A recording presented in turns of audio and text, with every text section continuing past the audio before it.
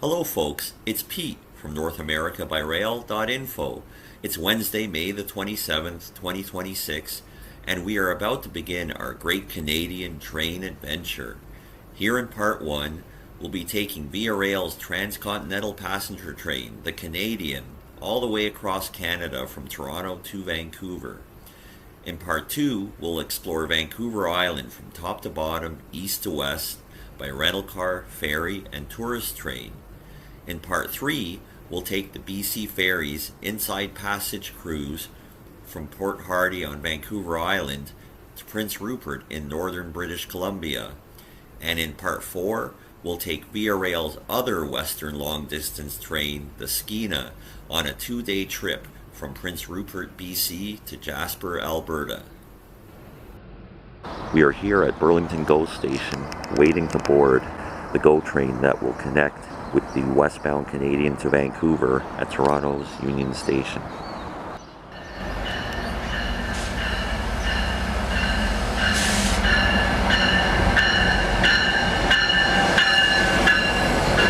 Our Eastbound GO train to Toronto has arrived, and once on board, it's a fast run downtown to Union Station.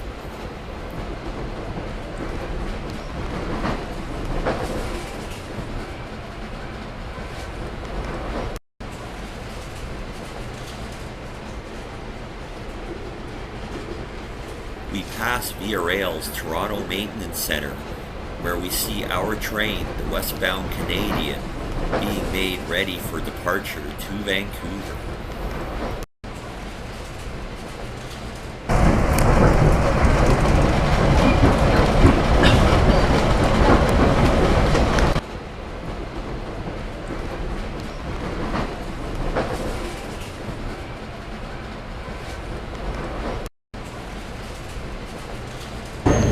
After detraining at Union Station, we make our way down into the station complex.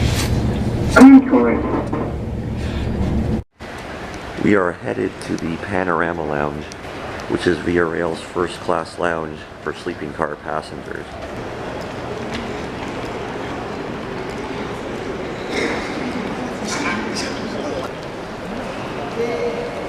This is Toronto Union Station's Great Hall.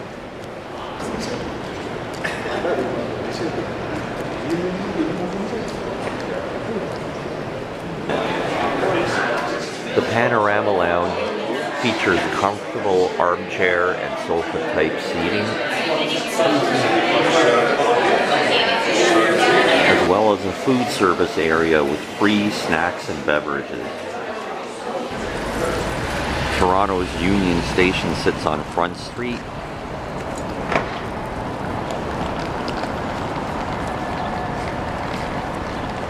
A few blocks from the CN Tower, and just across the street from the Royal York Hotel. And since we arrived early, let's take a visit to the nearby Toronto Railway Museum. We're here at the Toronto Railway Museum, just a few blocks from Union Station, and here at the museum they have an old CN F-unit diesel locomotive, similar to the ones that used to pull the Canadian and other Via Rail trains during the early, what was called the Via Rail Rainbow era. When Via Rail was created in 1976 to take over passenger service from the freight railroads, it inherited a vast fleet of locomotives and cars still painted in the original Canadian National and Canadian Pacific colors, and for a time you could see CN and CP equipment intermixed on Via Rail's long-distance trains, like the Canadian. It wasn't until a couple years later that Via Rail completed repainting the locomotives and cars into the new blue and yellow Via Rail paint scheme. These first-generation F units performed yeoman service on Via Rail's Canadian until they were replaced around 1990 by the newer F40 diesels that will pull our train today and over the next 5 days all the way to Vancouver. Also at the park is numerous other pieces of rolling stock. such as this GO Transit coach.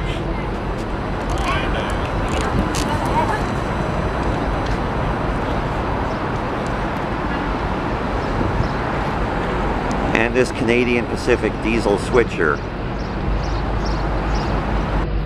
Also on display at the museum is CN GP7 road switcher number 4803 that was primarily used as a freight locomotive. Also on display at the museum is CN Northern Type steam locomotive number 6213. I didn't manage to get a good picture of number 6213, but it is identical to the number 6218 shown here on display in Fort Erie, Ontario. So we've returned from the Toronto Railway Museum and let's head back inside to the Panorama Lounge.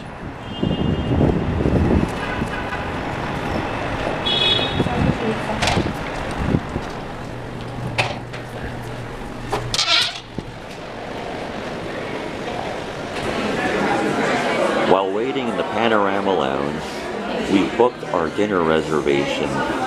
We are taking the first call for dinner in the dining car, and that is lunch at 11 p.m. and dinner at 5 p.m. The dining car we will be eating in, as well as the sleeping car that we will be staying in, are part of a fleet of 173 stainless steel cars that include baggage cars, coaches, dining cars, the Skyline Dome car, Manor and Chateau class sleeping cars, and the trademark park car with its scenic dome and bullet lounge at the rear of the train. These cars were built in 1955 for the Canadian Pacific Railway for service on the Canadian. In 1976, VIA took over operation of the train, and in 1990 moved the train's route to the Canadian National Railway, formerly known as the Grand Trunk Pacific Railway. Today's route of the Canadian departs Toronto, stopping in major cities and towns like Parry Sound, Sudbury, Sioux Lookout, Winnipeg, Saskatoon, Edmonton, Jasper, past Mount Robeson, highest peak in the Canadian Rockies, Kamloops, and Vancouver. After a short wait, it is now time to board, and we make our way through the Great Hall and back down to the VIA Concourse to board our train, VIA Train number 1, the Canadian, to Vancouver.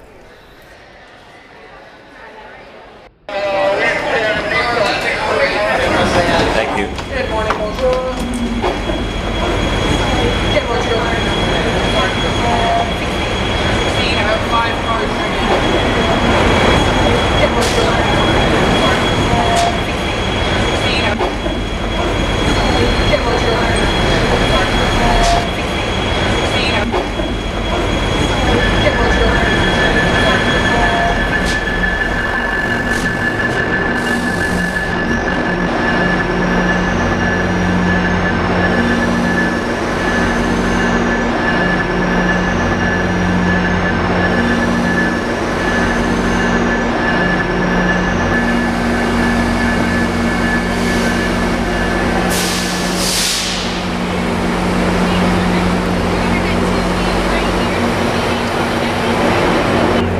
I can bring. You got it?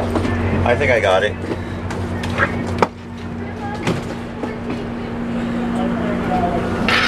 I'll bring your bag for you, okay? You're staying with it? Yeah, with him.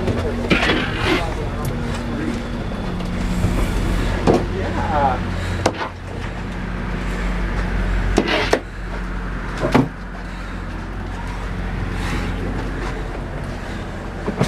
This is our berth section. Berth number 3.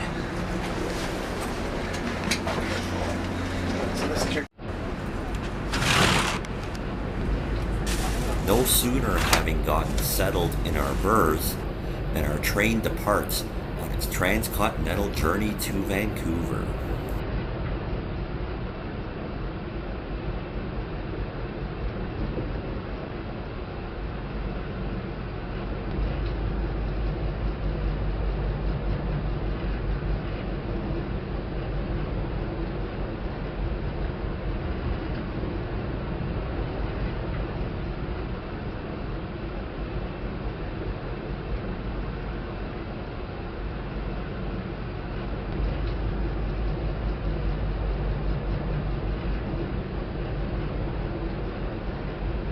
Leaving Toronto, we are treated to views of the Toronto skyline, as well as the Royal York Hotel.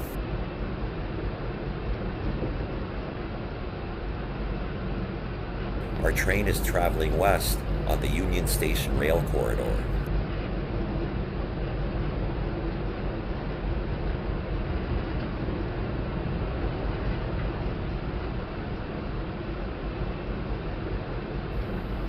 We pass the John Street interlocking tower used to coordinate train movements into and out of Toronto Union Station.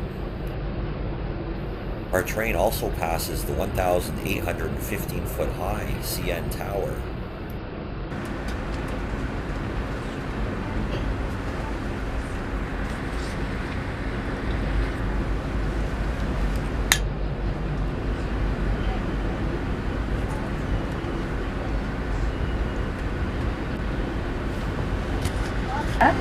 Nous sommes heureux de vous souhaiter la bienvenue à bord du Canadien train numéro 1 à Vancouver.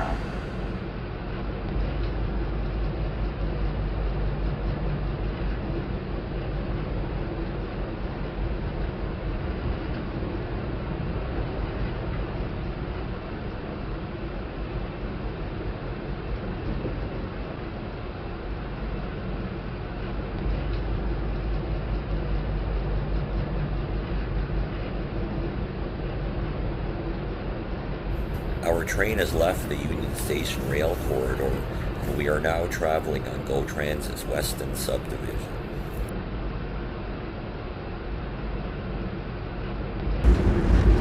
Railways in Canada are divided up into subdivisions.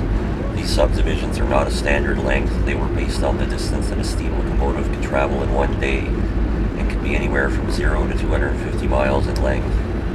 The point at which one subdivision ends and the next one begins is known as a railway division point.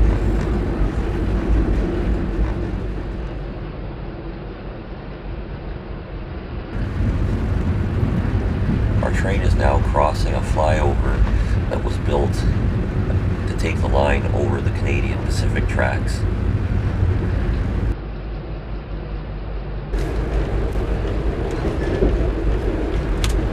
One of the perks of riding the Canadian is that Via Rail gives you these handy route guides that detail the major stops on the Canadian's nearly 3,000 mile route from Toronto to Vancouver. So we are just north of downtown Toronto at a location known as Snyder Junction. Our train is now backing up onto a connecting track and leaving CN's Newmarket subdivision, and we are going to be traveling on CN's York subdivision, heading east for a few miles. After heading east for a few miles on the CN's York subdivision, we will arrive at Doncaster Junction, where the train will then switch north onto the CN Bala subdivision, which is the track that the train needs to be on to head north and west toward Vancouver.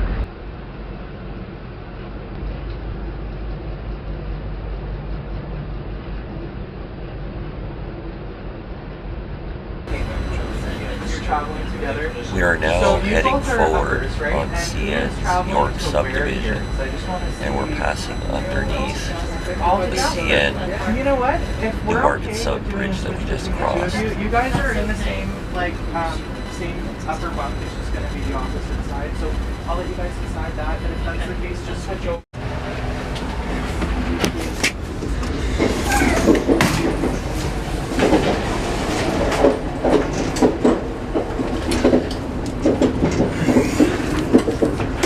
This is the Skyline Dome car. Sorry.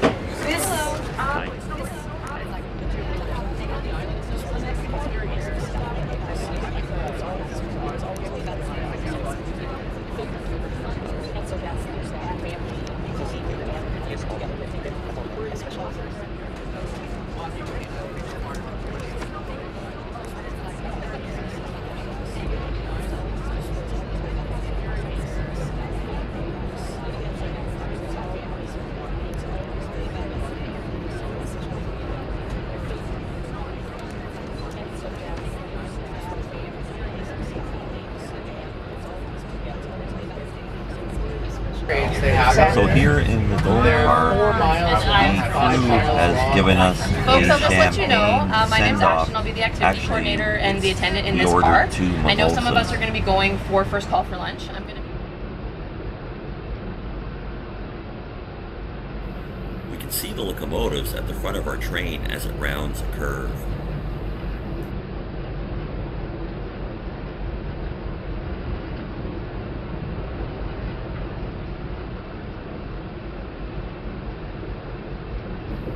We are now heading northwest on CN's Bala subdivision.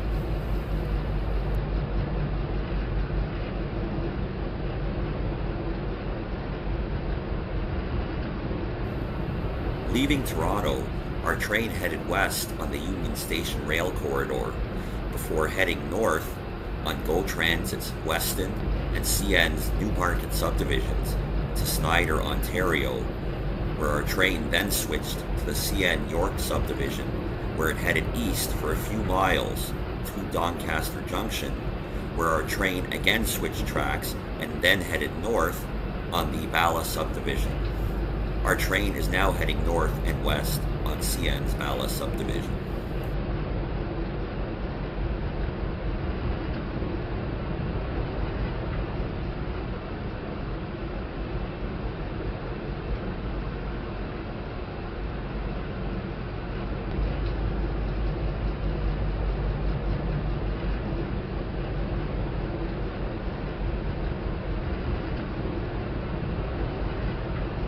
from for CN that goes through the line that we go through. That is Saskatoon, Edmonton, and Jasper. Our train skirts the shore of Lake Simcoe. So which body of water is this? Oh goodness, I could not tell you. Lake Simcoe. Simcoe? Yeah. Oh, beautiful. Thank you. Yeah, if I had some shirts, I could pull them out. Oh, Lake Simcoe. But yeah, so we go through, we go by so many lakes, I really, but I will keep that one in mind. That's what happens for sure. So the freight trains need to go a little bit slower. They're very heavy, very long, more prone to derailment than we are. So that's why we can go a little bit faster, and that's also why we stop and start more often, because it's easier for us to stop and start. So we let them go by those situations. Does anybody know what a flanger board is? Has anyone heard the word flanger before? I really hadn't before I started taking the training to tell you folks about it. So this is what the flanger boards look like. And they are used in the winter months to signal to the snowplow operators that there are obstructions near the track that they would have to be wary of if they were covered in snow and weren't able to see them. So I'm imagining there's quite a few of these around because we get a lot of snow in the winter time here. And then we have just D for derailment. It's not where we're planning to derail. We're not planning to derail. So this one is in yards, like rail yards mostly, and it's for a what is the word that they use? It's designed to prevent railway cars from rolling onto the main line unintendedly. So yeah, it's an intent. Our train has taken a siding to allow a CN freight train to pass. CN's Western Main lines are largely single track with sidings, sections of double track that allow opposing trains to pass.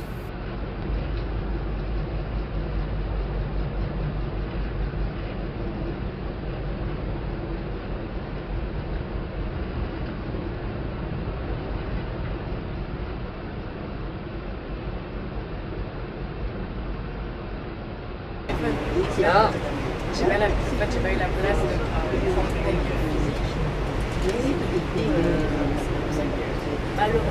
Here south of Washago, we have gone in the hole and taken a siding for an eastbound CN freight train.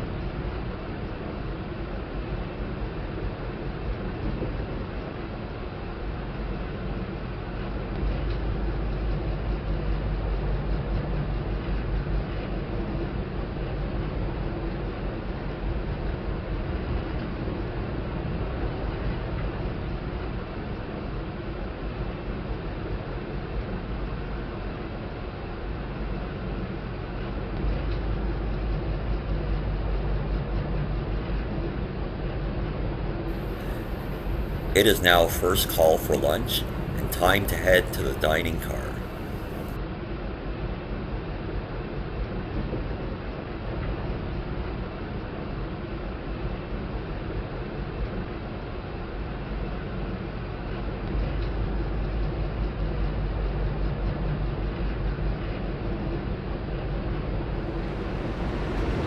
So at the far end was the lounge section, and this is the coffee shop section of the dome car, the Skyline car.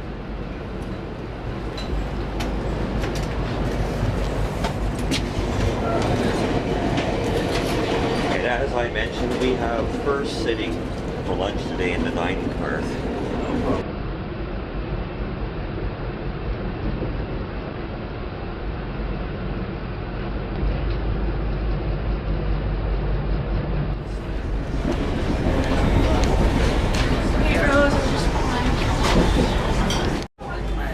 In the grand tradition of railroading, world-class dining on the Canadian.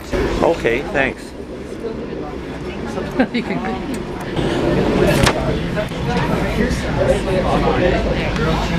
Just everything's. You have to pay for it. We accept cash and major credit cards. When it comes. Via Rail's menu has an extensive selection of delicious onboard entrees. Or I met you on board when I gave you the reservations. Oh, just a few.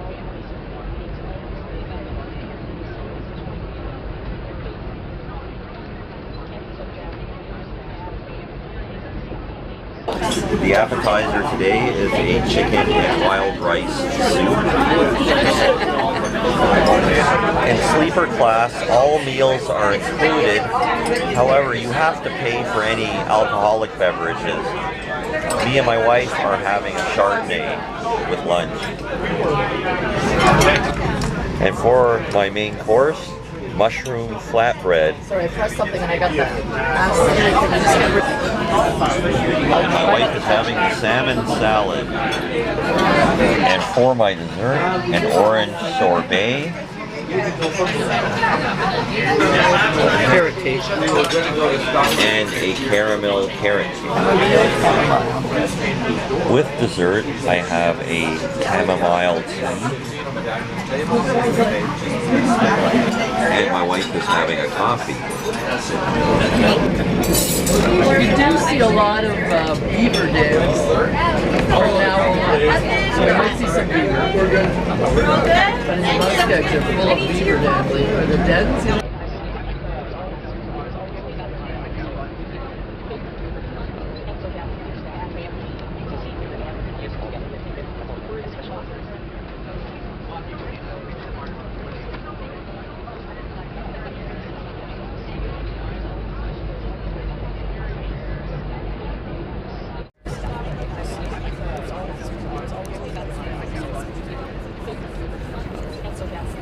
So we are back in the dome car, approaching Washego.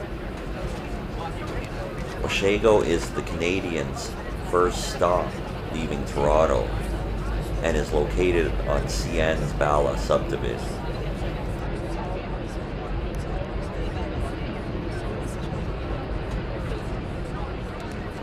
To the right of our train, we can see an old CN coaling tower on the outskirts of Washego.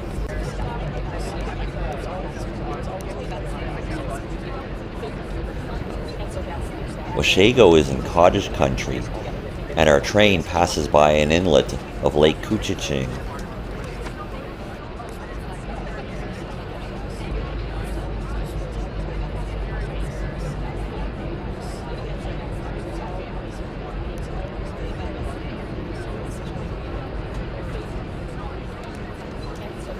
Our train stops at the Washego, Ontario Via Rail station.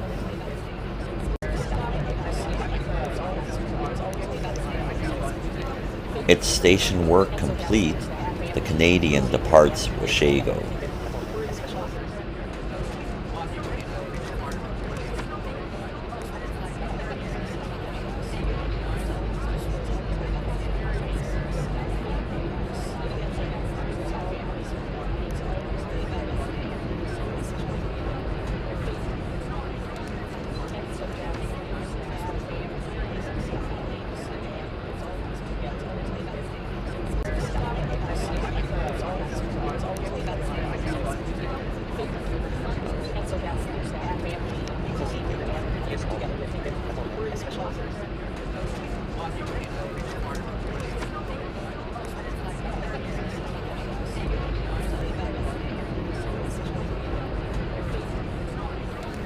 Our train crosses the old CN swing bridge over the Severn River.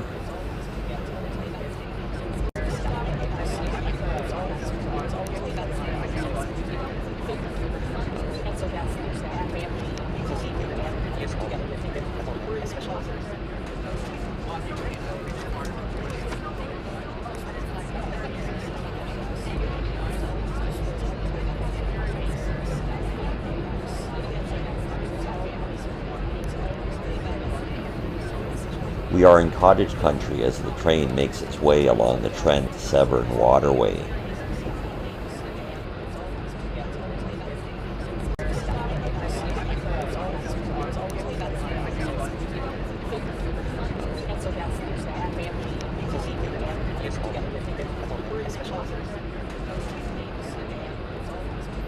We continue our journey along the Trent-Severn waterway.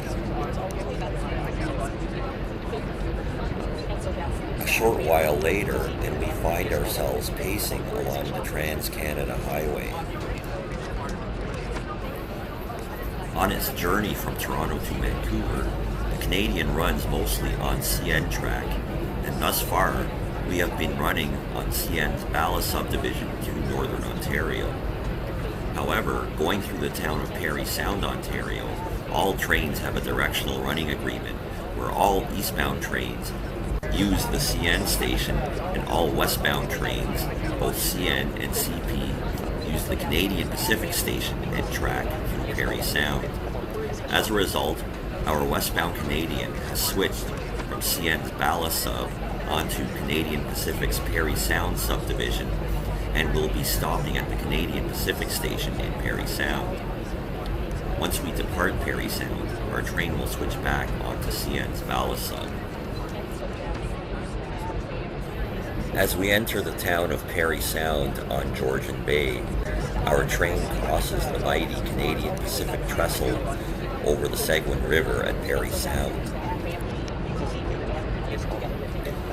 The Parry Sound trestle is 105 feet high and 1,695 feet long.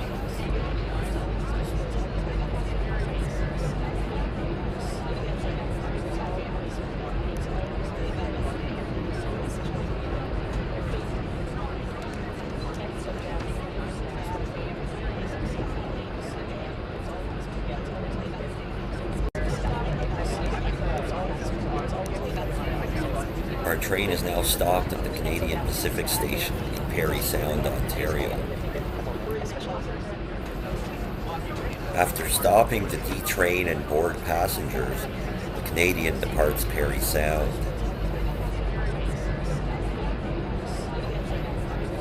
We meet a CP freight train as we depart Parry Sound.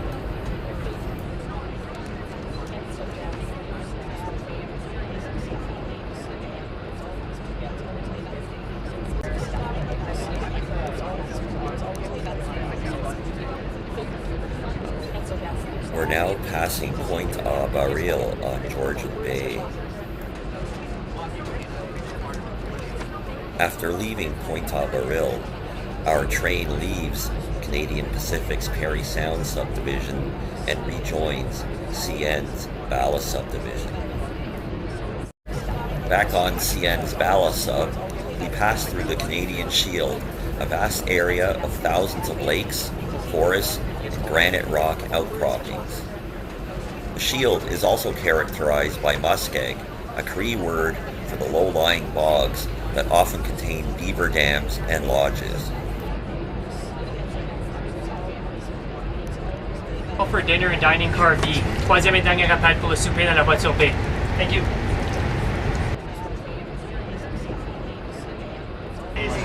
So dinner time on the Canadian.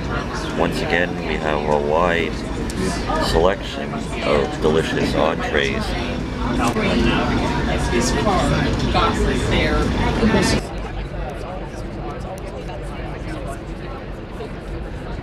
For dinner, beef tenderloin without béarnaise sauce. For my wife, beef tenderloin with béarnaise sauce. And an almost finished rum and coke. And for dessert, orange sorbet chocolate mousse cake. Triple chocolate. Triple chocolate. After dinner, we head back to our berth section for a bit.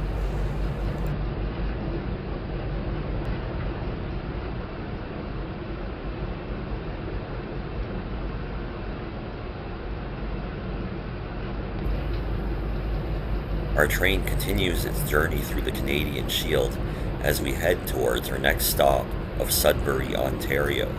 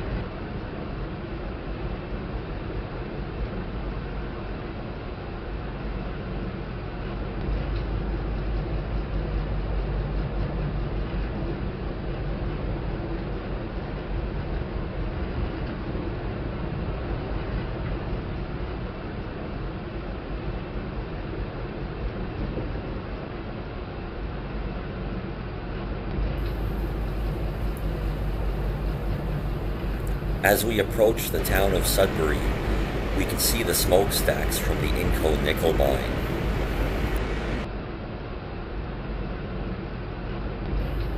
We are approaching the Sudbury Junction Via Rail station.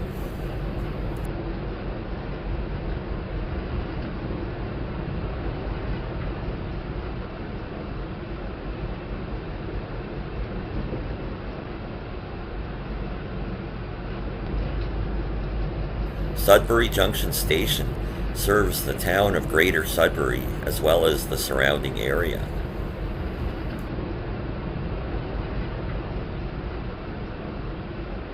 Our train now departs Sudbury Junction.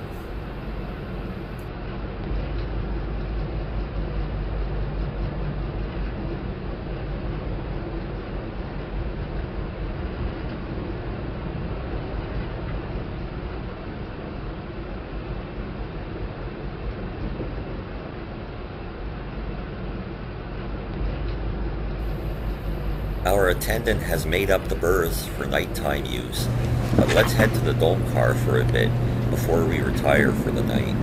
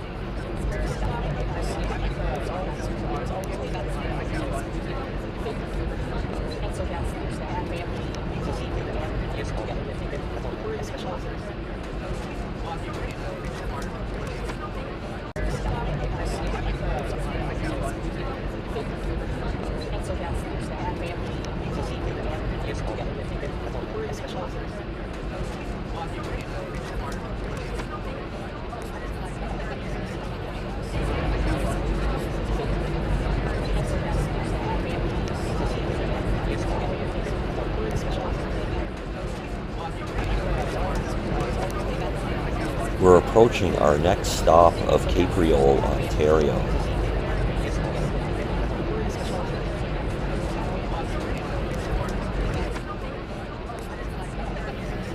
We pass a large solar farm on our way into Cape Riol.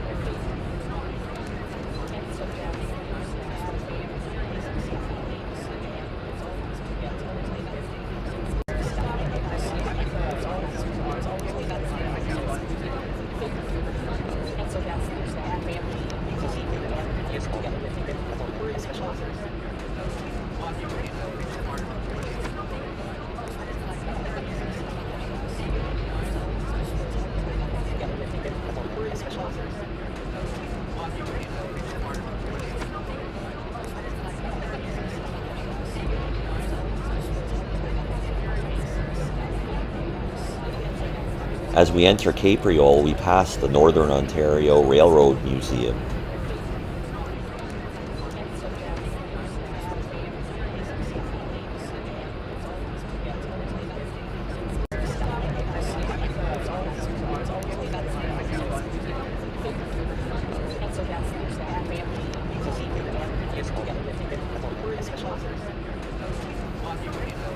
On display at the museum, a CN Class U1F 482 mountain-type steam locomotive, number 6077, built in 1944 by the Montreal Locomotive Works.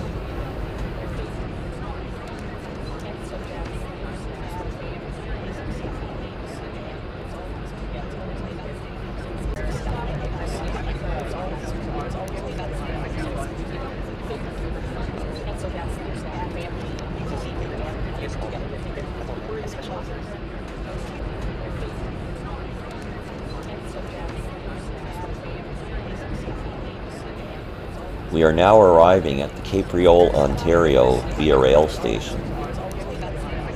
The Cape Riol train station opened in 1915.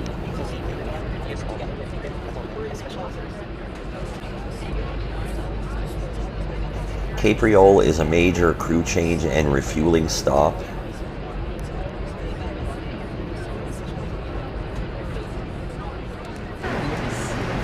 Cape Riol is a railway division point. It is where CN's Bala subdivision ends and CN's Ruel subdivision begins.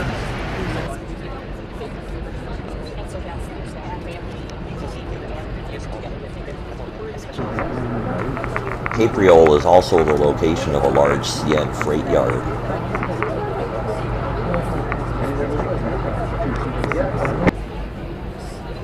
We are now departing Cape Riol, Ontario, and heading west on CN's Ruel subdivision.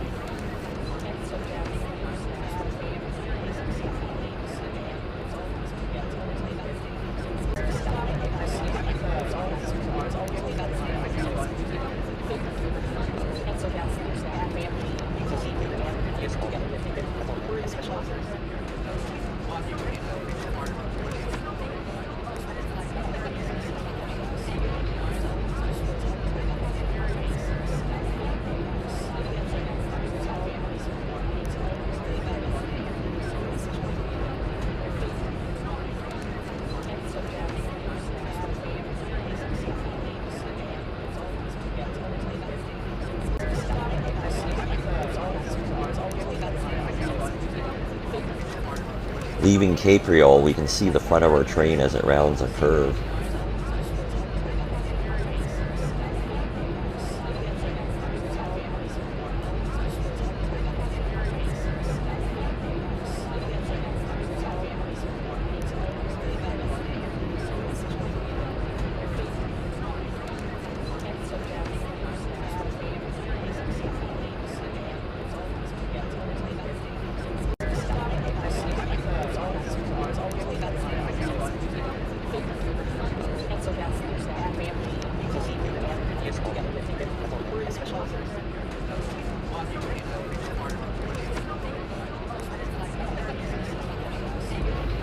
It is dusk as we depart Cape Riol and make our way along Bass Lake.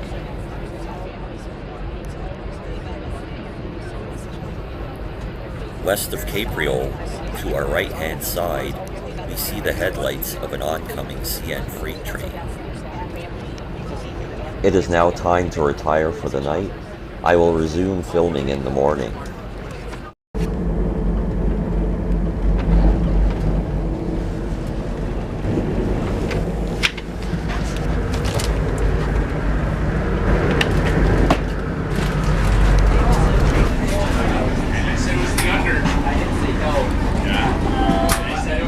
Breakfast time on the Canadian.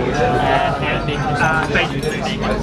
Always bacon. I think I'm going to go with the transcontinental, which is It's an American muffin. eggs, bacon, and a hash brown.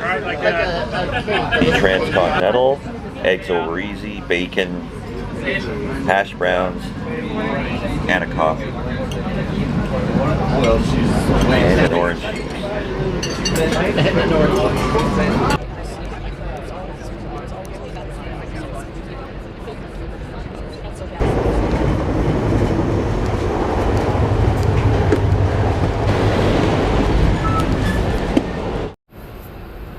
So last night we traversed CN's Ruel sub to Hornpain, Ontario, and since Hornpain we have been following CN's Karamat subdivision, which will continue to follow to Armstrong, Ontario. This is the view from the dome car. Our train has just departed Long Lac, Ontario.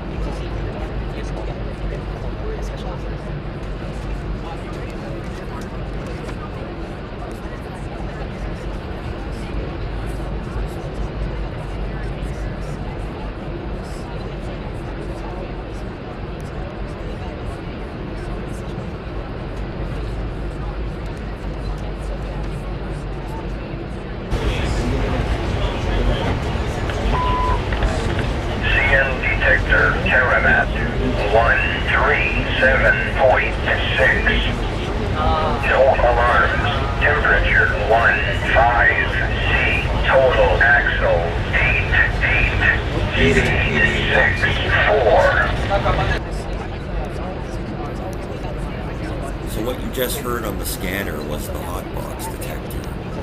These are sensors mounted along the track that scan the wheels of the train as it goes by to make sure there's no overheated bearings.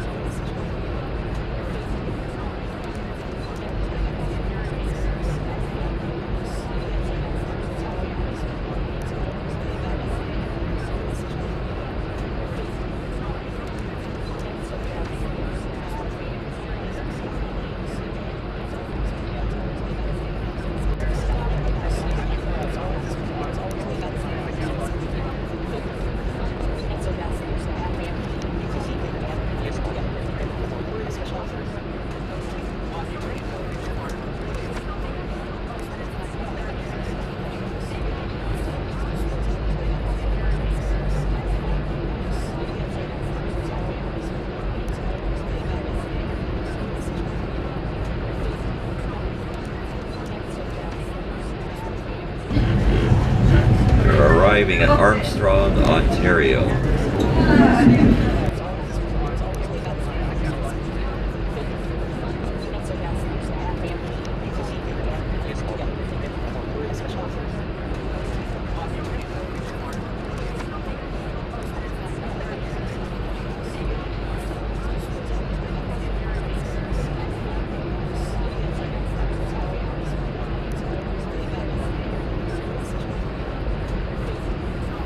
This photo of the Armstrong crew change hotel was taken on a prior trip.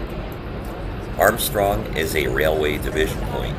It is where CN's Karamat sub ends and CN's Allen Water subdivision begins.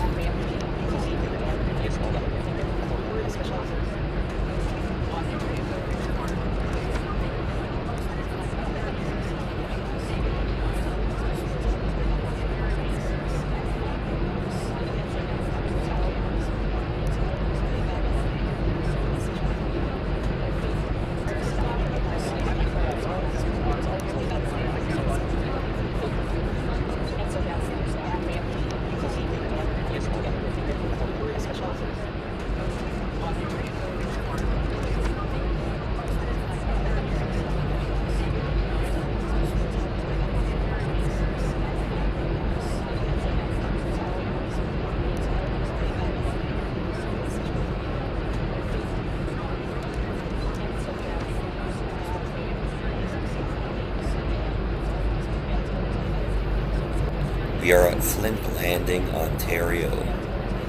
Many of the lakes here in northern Ontario are dotted with islands.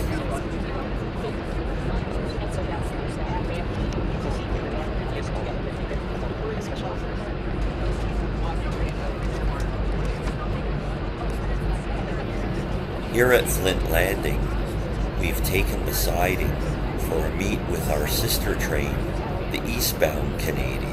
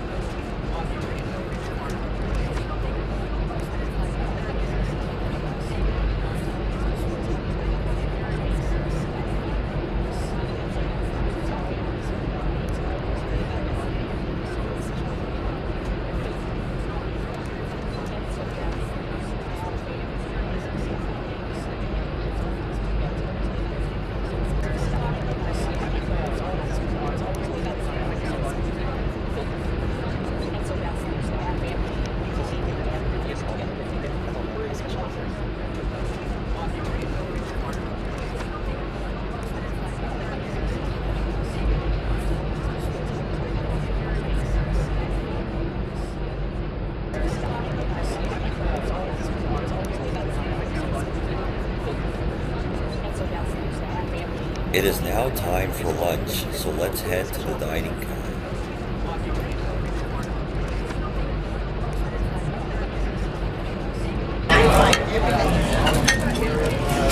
For lunch on day 2, a shrimp cob salad.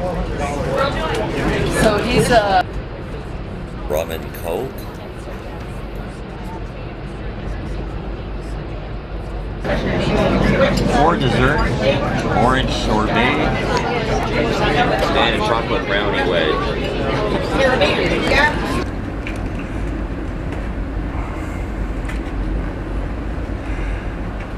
We're arriving at Sioux Lookout, Ontario.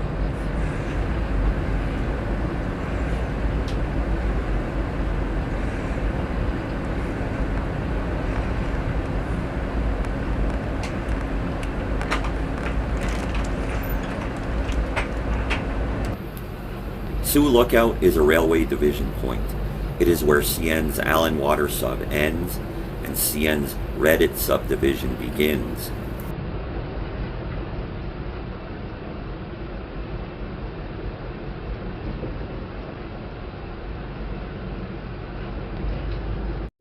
Since Sioux Lookout is a long station stop, let's take a moment to step off and review the consist of our train. Prestige Park car at Glacier Park.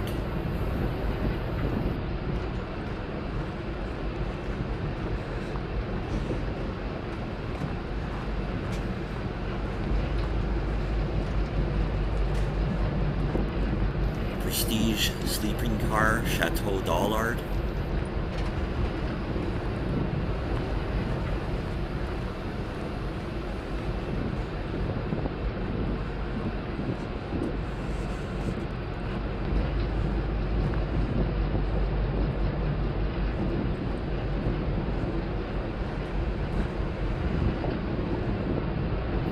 Prestige sleeper, Chateau Lauzon.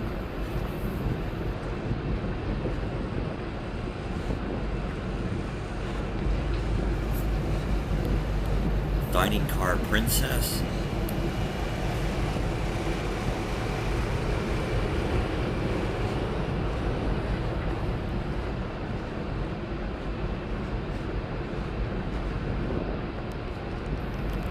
Skyline Dome car, 8509.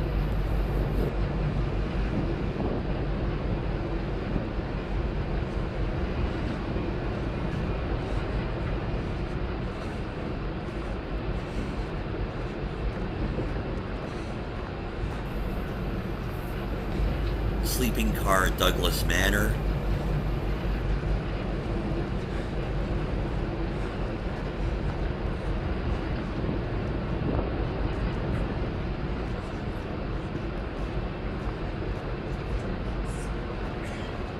Thompson Manor.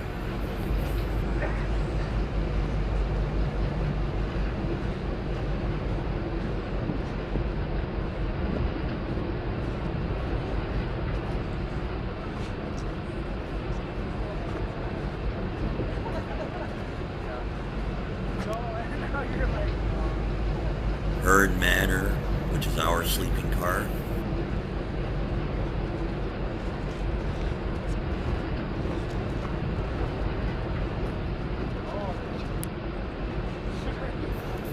Bliss Manor.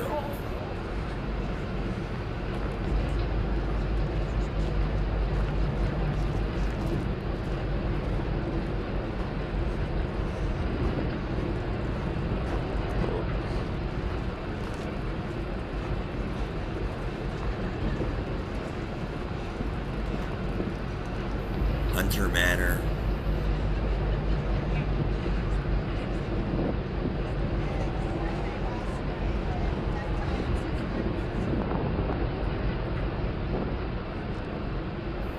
Osler Manor.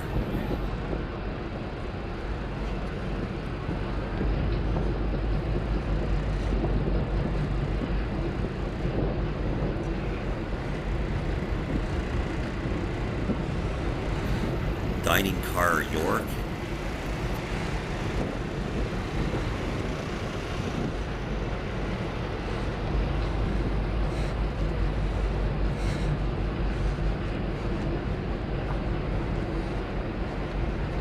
Skyline 8507.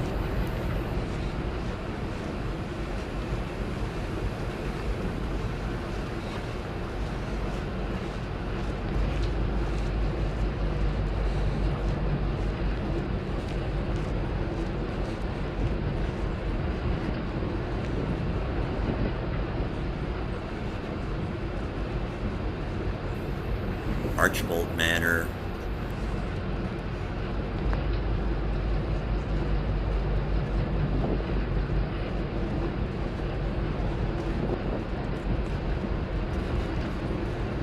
Carlton Manor.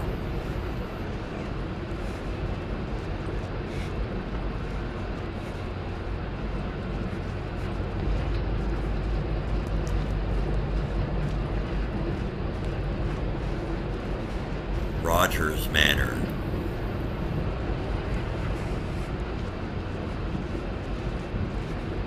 Via's Tudor-style Sioux Lookout railway station originally opened in 1911. Much of the Canadians run is considered a federally mandated remote essential service. Skyline 8512.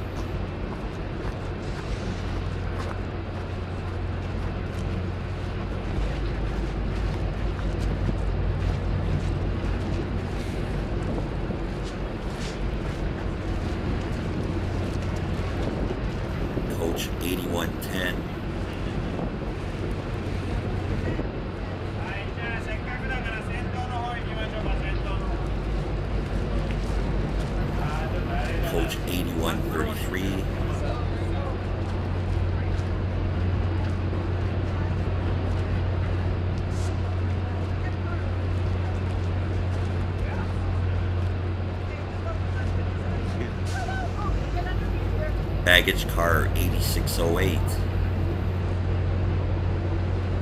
Via Rail F40PH 3,000 horsepower diesel locomotives on the point of the Canadian. Via 6434 is the trailing unit.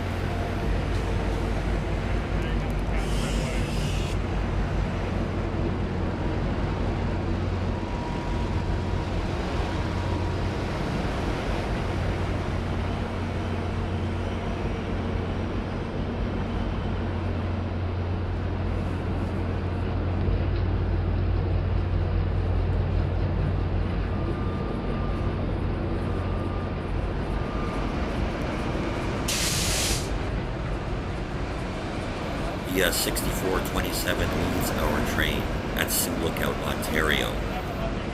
These diesel-electric locomotives were built in 1986 by General Motors Diesel in London, Ontario, and rebuilt by VIA in 2009. Let's take a moment to do a quick tour of our train and its onboard accommodations. At the front of the train are 60-seat transcontinental coaches for economy class passengers.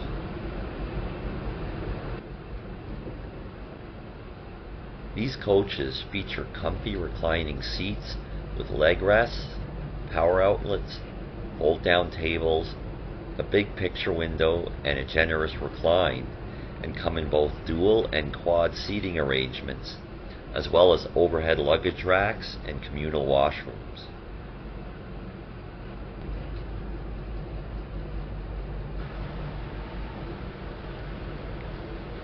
As you can see, the leg rests are a simple, comfortable pull-out type.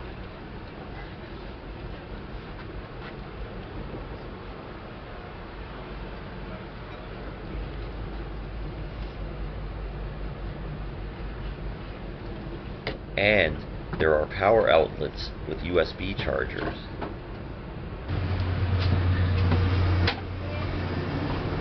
As you can see, there's another transcontinental coach.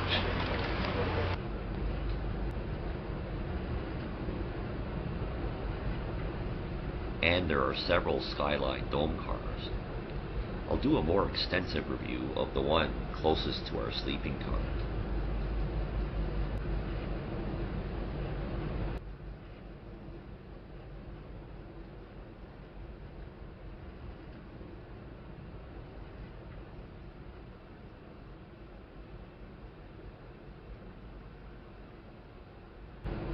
We pass through no fewer than 3 Manor class sleeping cars. Like the Skyline car, I'll do a more extensive review of our sleeping car.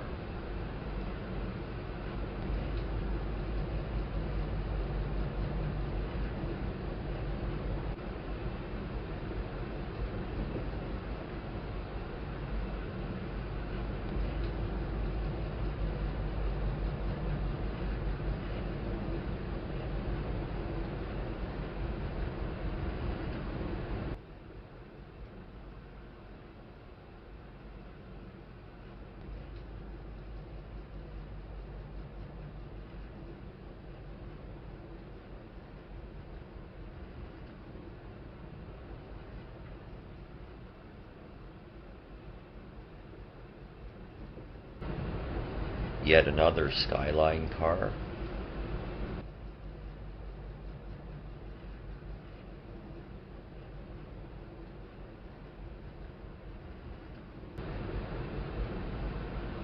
We come to the first of 2 dining cars.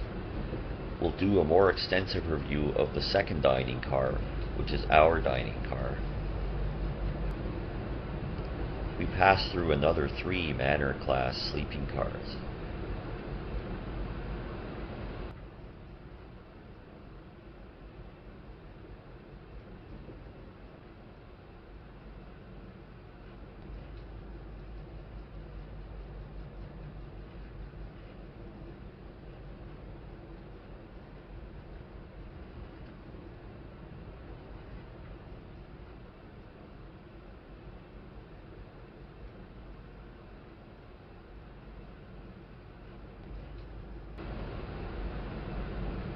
And we come to our sleeping car. Fern Manor. The Manor sleepers have 4 roomettes labeled 1, 2, 3, and 4, 6 bedrooms labeled A, B, C, D, E, and F, and 3 berths labeled 1, 2, and 3, as well as a shower and communal washrooms. There are 2 communal washrooms at the front of the sleeping car. The washroom's locked from the inside. There are flushable toilets.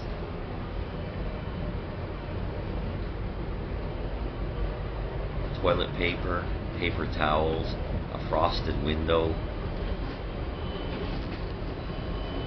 hand soap,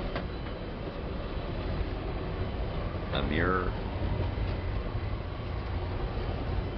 a small shelf, a power outlet, and a sink and a faucet.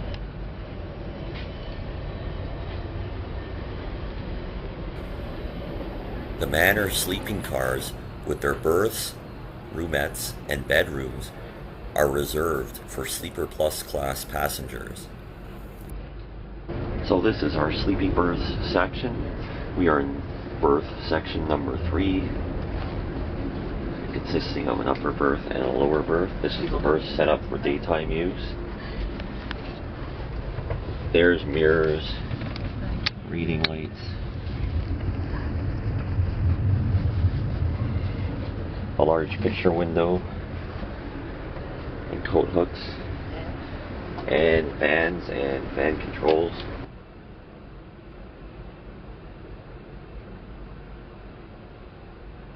So that is the berth set up for daytime use.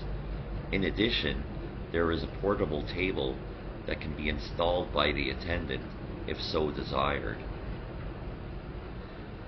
Next, we see our berth set up for nighttime use. There are heavy privacy curtains. This is the upper berth. There are fluffy pillows and duvets, comfy mattresses, reading lights, a storage hammock and pocket, and mirrors. The upper berth is accessed by a ladder.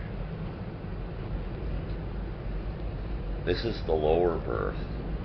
There are fluffy pillows and duvets, comfy mattresses, reading lights, and mirrors. Plus there is also a shelf, a storage pocket, and you have access to that big picture window. Your luggage is stored under the lower berth at night and under the seats during the day. Your sleeping car attendant prepares the berths for you. This footage was filmed with permission on a prior trip.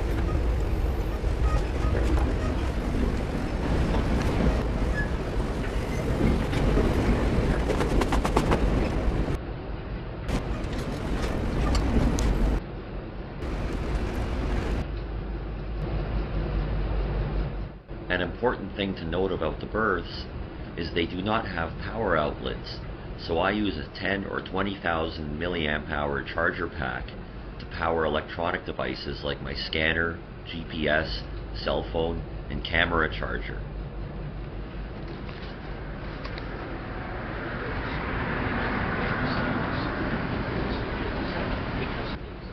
Next we come to the bedrooms. There are 2 armchairs by day, an ensuite washroom, a big picture window, as well as sink and vanity facilities, and luggage storage.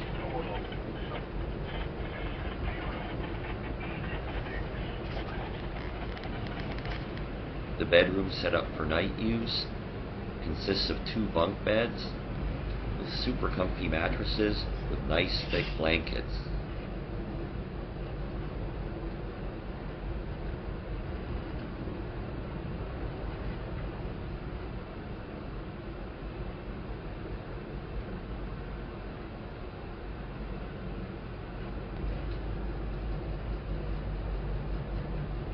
In every sleeping car is a plaque explaining the significance of the historical figure the car is named for.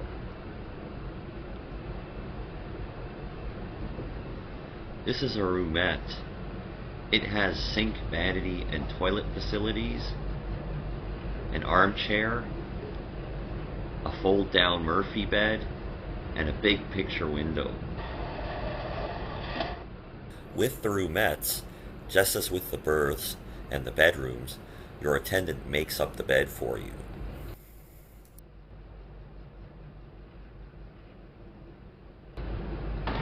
So that was the Manor Class sleeping car. We passed through no fewer than 2 more before we finally reach our Skyline Dome car.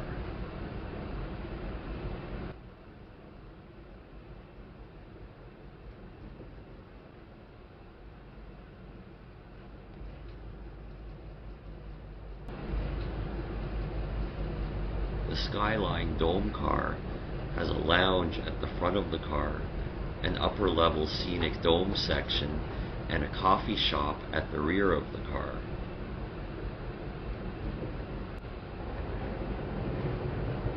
This is the lower lounge.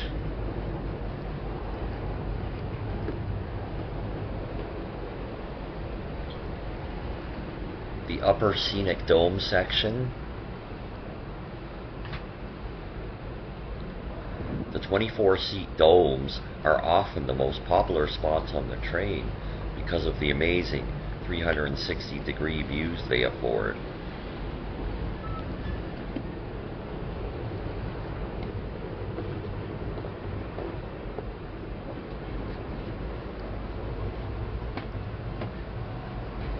A snack bar,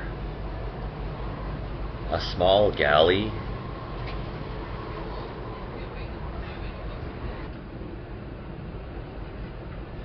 and the coffee shop. The Skyline Coffee Shop offers free snacks and beverages for Sleeper Plus class passengers. Via Rail often hosts traveling musicians in the lounges of one of the dome cars, and one of the coffee shops can be used by a tour group. However, there is always more than one dome car on the train, so you can take your pick as to which one you'd like to ride in. Now we come to our dining car. The dining room car consists of a galley and a 48-seat dining room.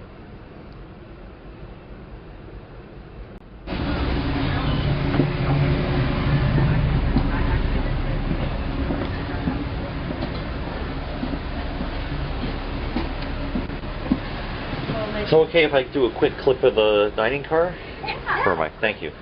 There is booth seating at the ends and table seating in the center of the dining.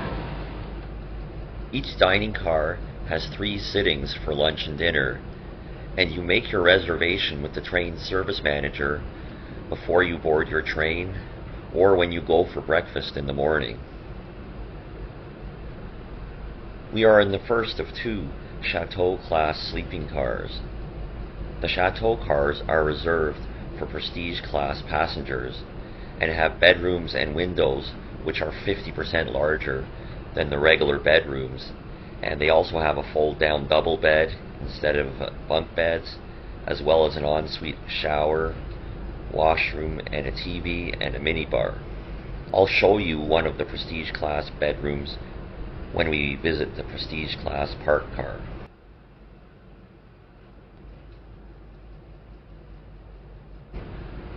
We now come to the last car on the train, the Prestige Park Car.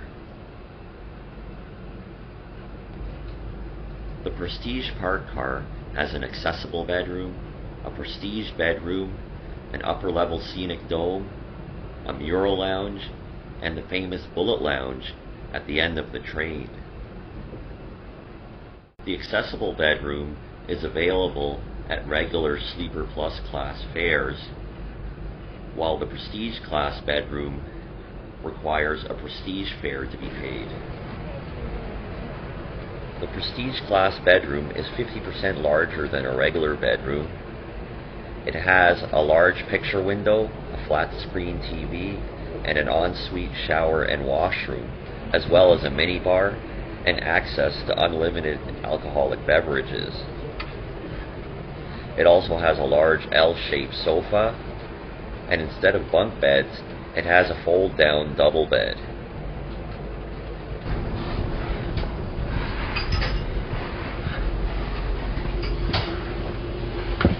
Next we come to the Mural Lounge and Bar, offering free snacks and beverages to prestige class passengers and located underneath the Scenic Dome section.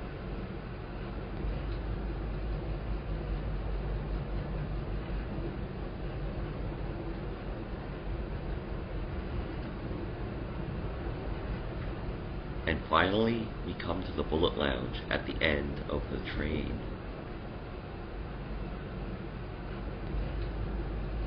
It's important to note that the Prestige Park part is reserved for Prestige class passengers and is only open to Sleeper Plus class passengers after 5 p.m.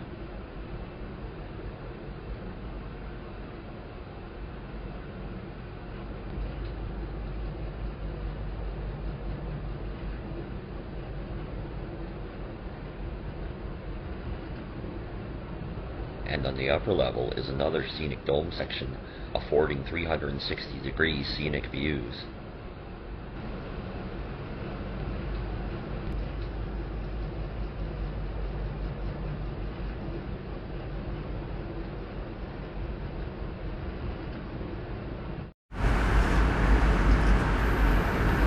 So we are back on board in our sleeping car and departing the Sioux Lookout Via Rail Station.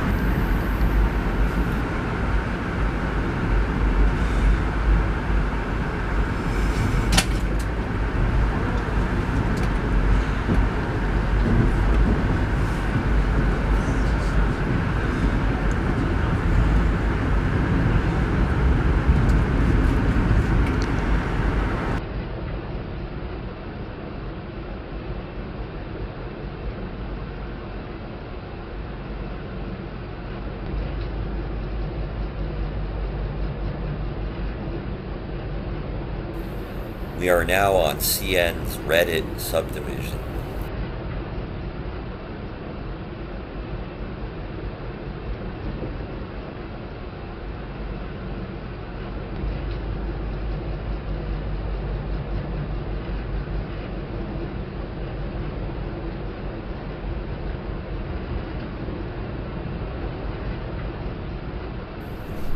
For the next several miles, our train travels along Pelican Lake.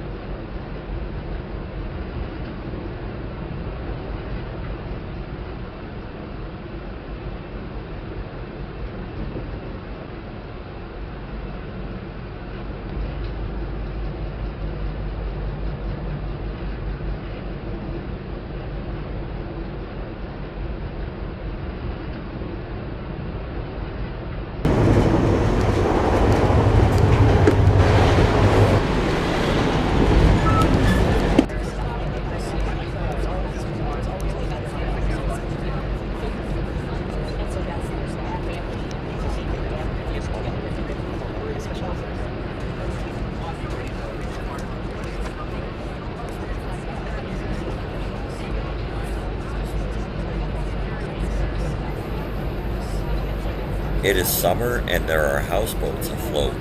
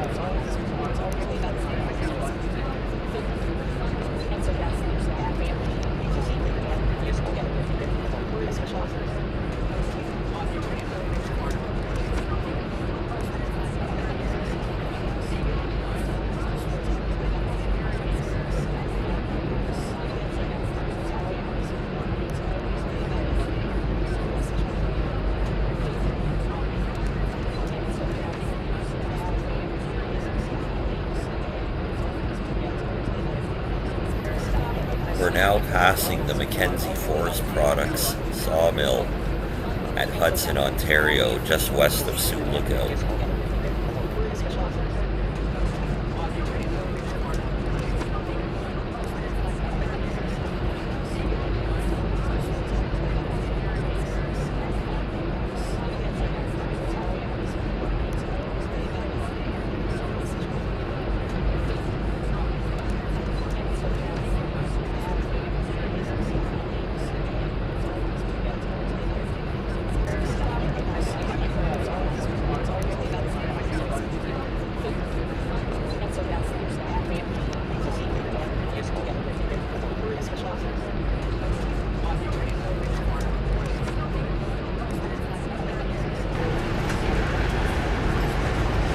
We're going through our first tunnel. Oh, tunnel. First tunnel on the route.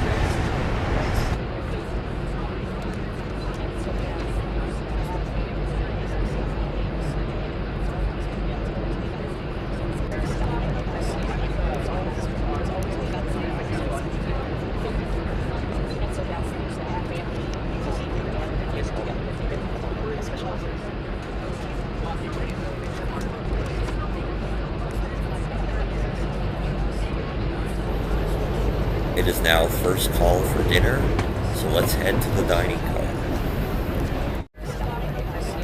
Day 2 and dinner time on the Canadian.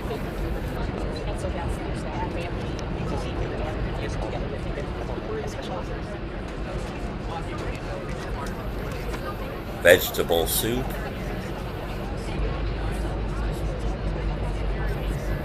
bone-in pork chop,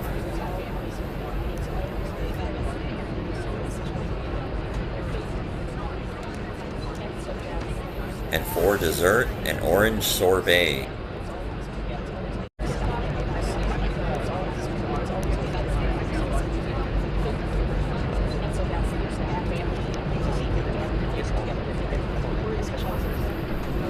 For the next several miles, we travel along the starkly beautiful Canyon Lake.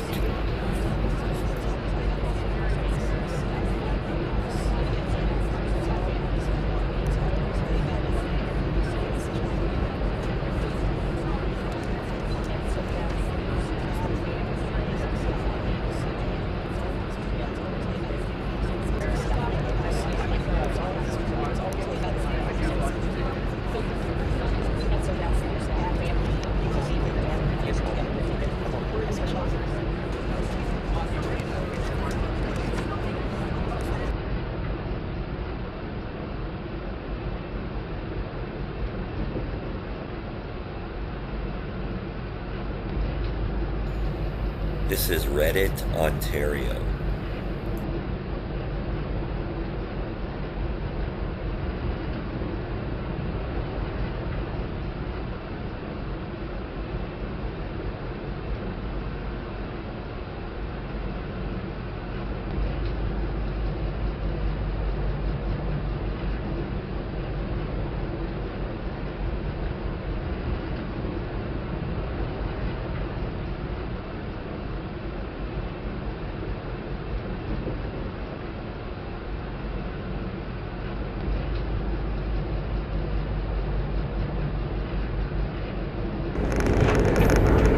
Fast approaching the western border of the province of Ontario and will soon be in the province of Manitoba.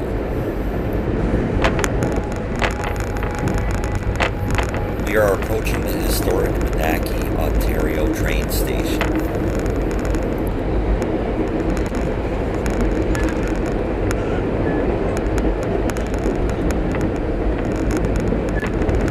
Manaki is a flag stop, meaning that the train only stops if there are passengers to board or detrain.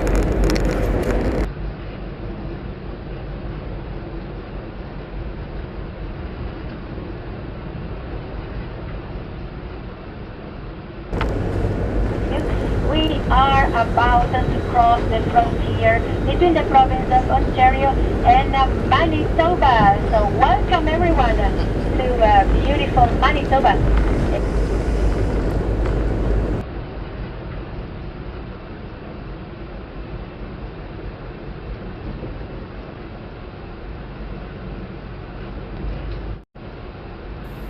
We are back in the dome car and passing CN's Transcona Yard as we approach our next stop of Winnipeg, Manitoba. We are now crossing the Red River.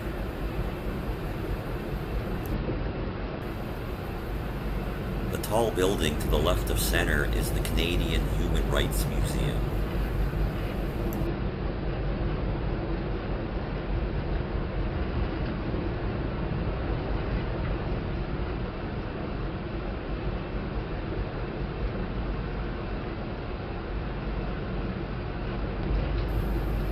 We are now passing through downtown Winnipeg.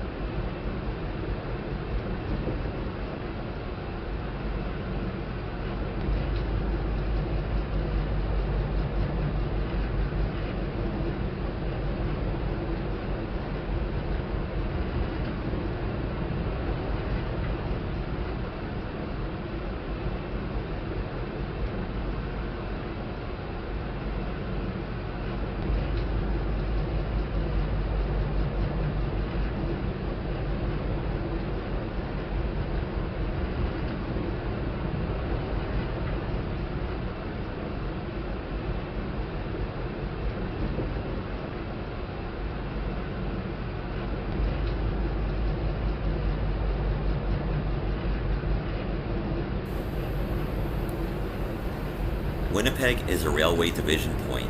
It is where CN's Reddit subdivision ends and where CN's Rivers subdivision begins.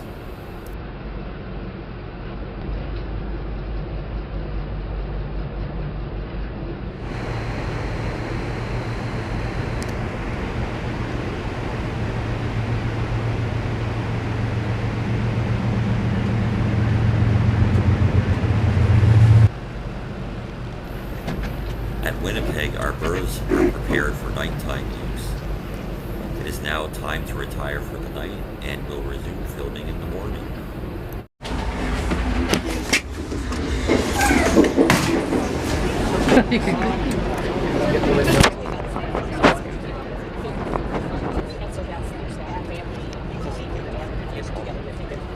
Breakfast time on the Canadian. I am having the transcontinental again, and my wife is having a cheese, bacon, and tomato omelet.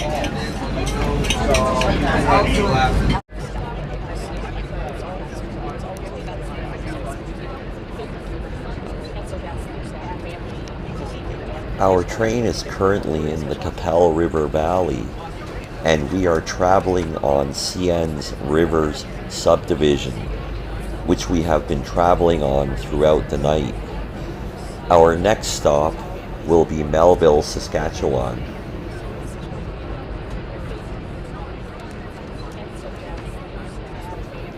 As I mentioned, our train is now traveling through the scenic Qu'Appelle River Valley.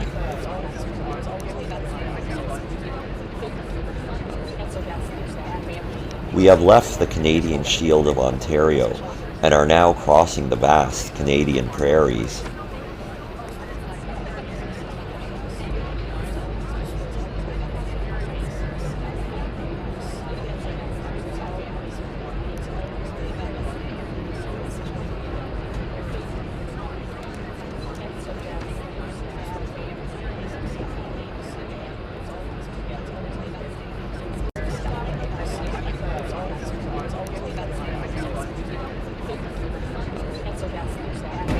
Folks, let me be the first to welcome you to Saskatchewan. We just passed the border.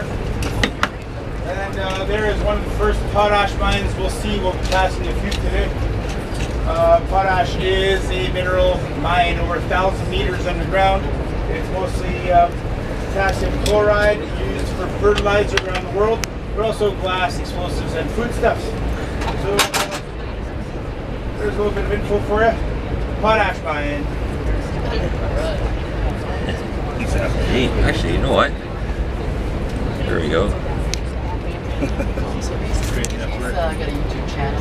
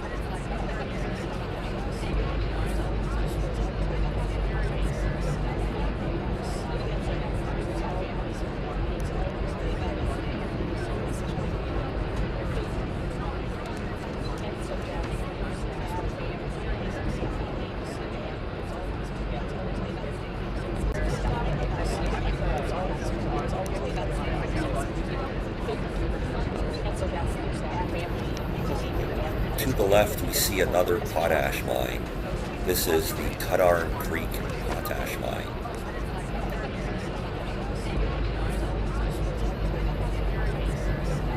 The large hill adjacent to the mine is a tailings pond.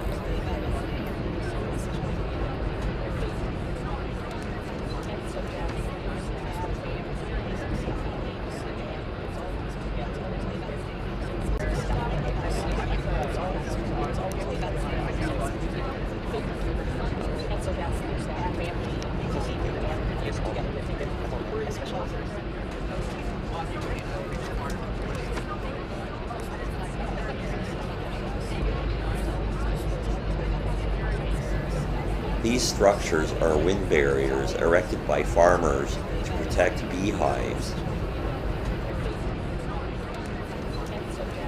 At Waldron, Saskatchewan, we see an unmistakable symbol of the prairies, a grain elevator. And Melville coming up next. So we are approaching Melville, Saskatchewan. Melville is a railway division point. It is where CN's Rivers subdivision ends and CN's Watrous subdivision begins.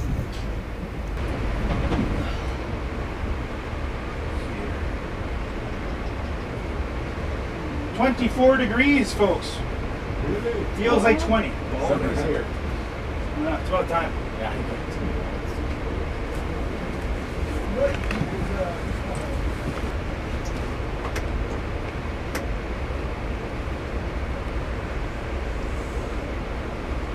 Hey folks, just coming into Melville, Saskatchewan here. Melville is named after Charles Melville Hayes. He was the president of the Grand Trunk Rail Line.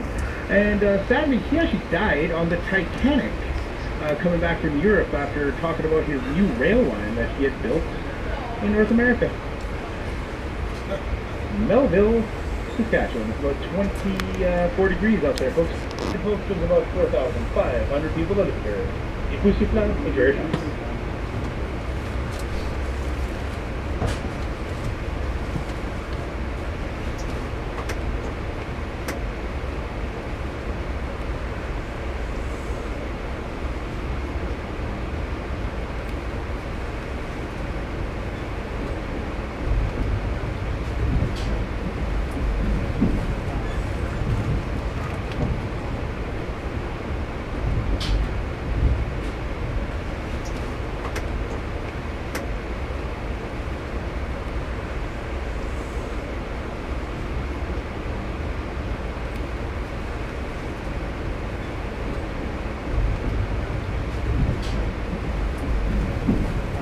We are now arriving at the Melville, Saskatchewan Via Rail station.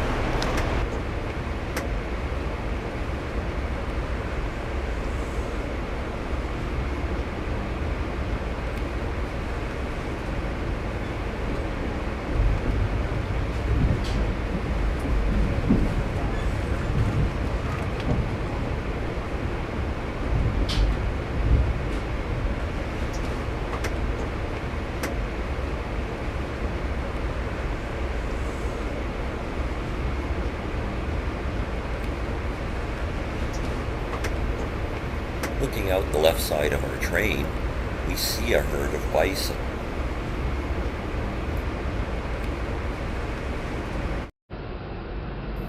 It is now first call for lunch, so let's head to the dining car.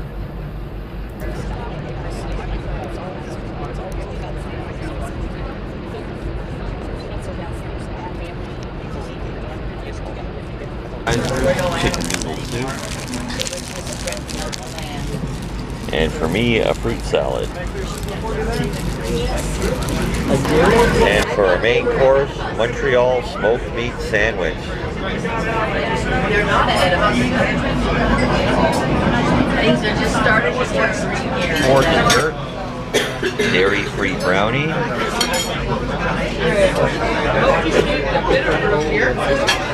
And an apple crumble with ice cream. We have one apple crumble.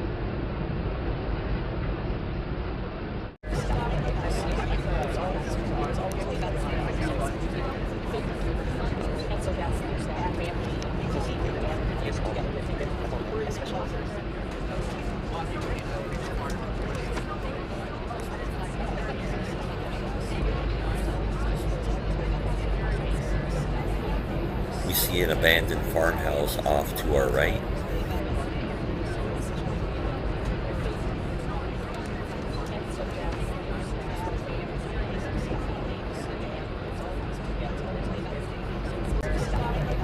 Looking forward, we can see our train crossing this small body of water on a fill.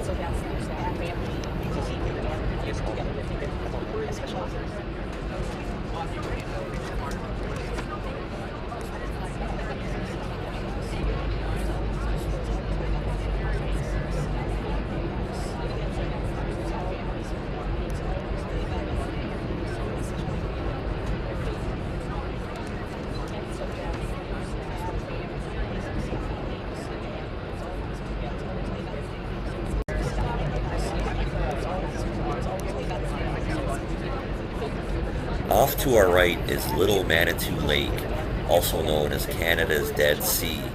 The saltwater lake is known for its buoyancy and healing mineral waters.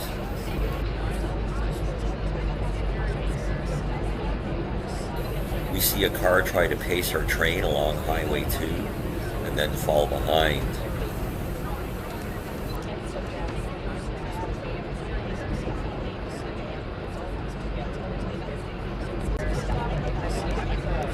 Yeah, so these guys will tie this around and cinch it up. And this particular one, this is actually to keep your socks up. But since you'll finish it, so.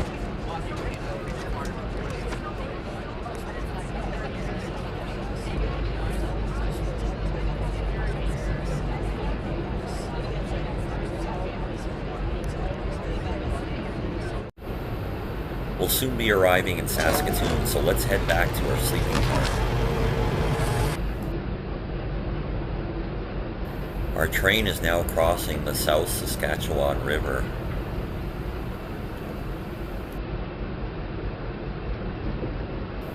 In the distance, we can see the skyline of Saskatoon.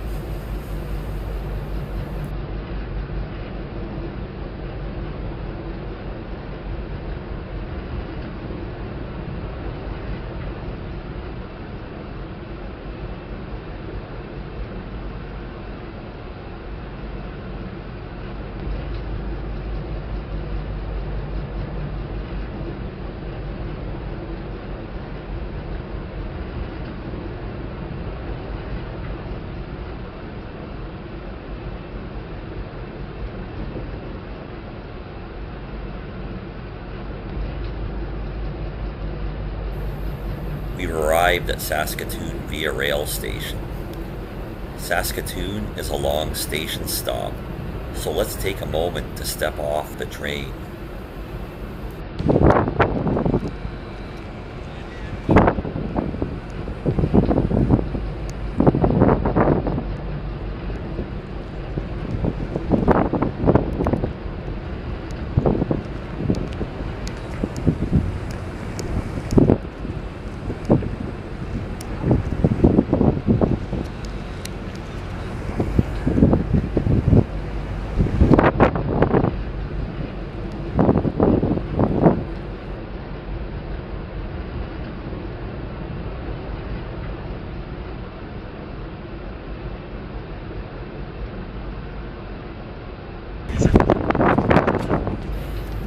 It is now first call for dinner, time to board our train.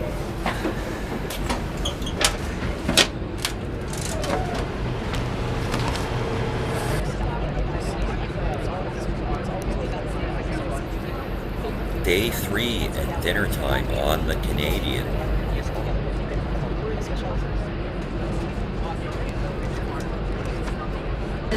For appetizer, salad, and a dinner roll. For dinner, prime rib, rice, and veggies. And prime rib, mashed potato and veggies. For dessert, dairy-free brownie. What kind of cake is it? Yes, strawberry cake. And strawberry cake. When is it ever good?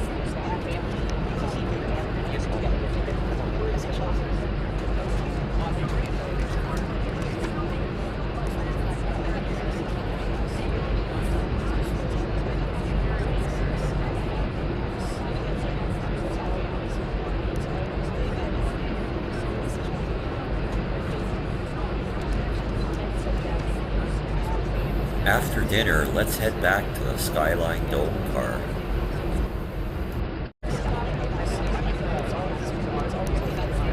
Back in the Dome car, we head for a meet with another CN freight train.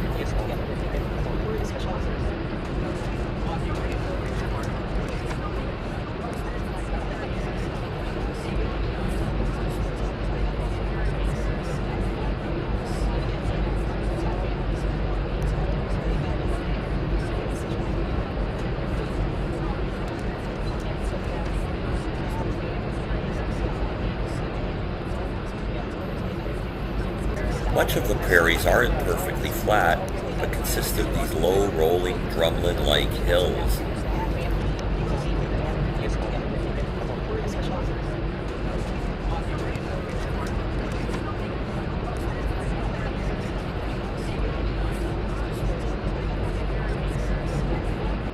You can really see the drops forming. So there's going to be a body in there.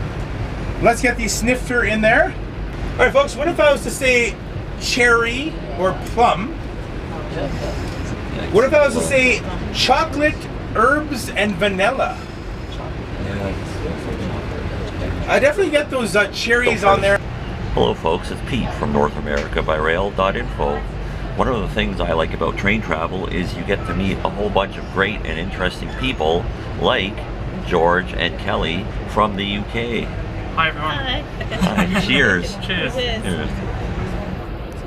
We are now passing through the town of Big R, Saskatchewan, where there is an old CN caboose on display behind the Via Rail station.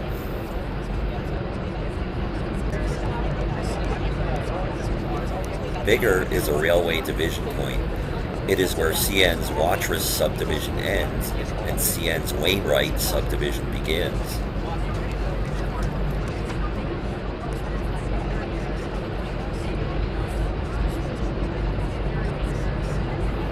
We have left Saskatchewan and are now in the province of Alberta. It is dusk as our train bypasses the flag stop of Wainwright, Alberta.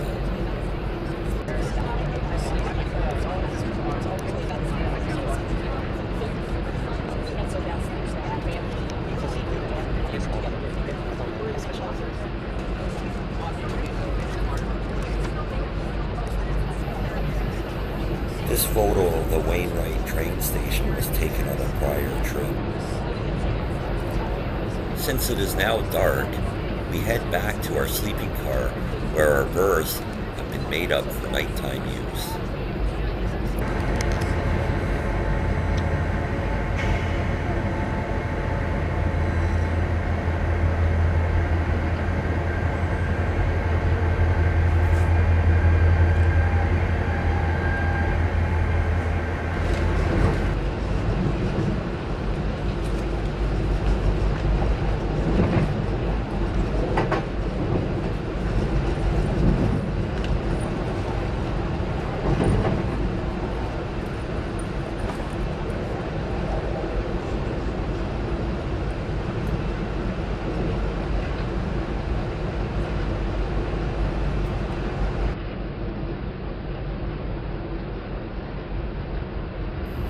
Edmonton is a railway division point. It is where CN's Wainwright subdivision ends and CN's Edson subdivision begins. After the train stops, we get a good view of the Edmonton skyline. Time to retire for the night. Tomorrow, our train will be traversing the Rockies and scenic wonders of Western Canada.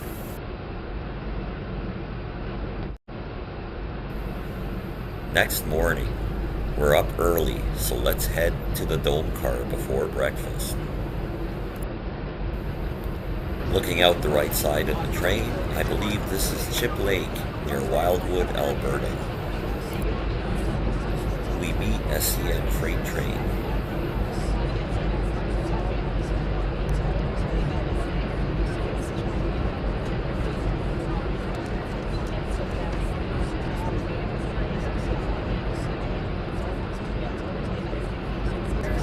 This appears to be a teepee to the right of our train. We can see the foothills in the distance as we cross the Wolf Creek Bridge.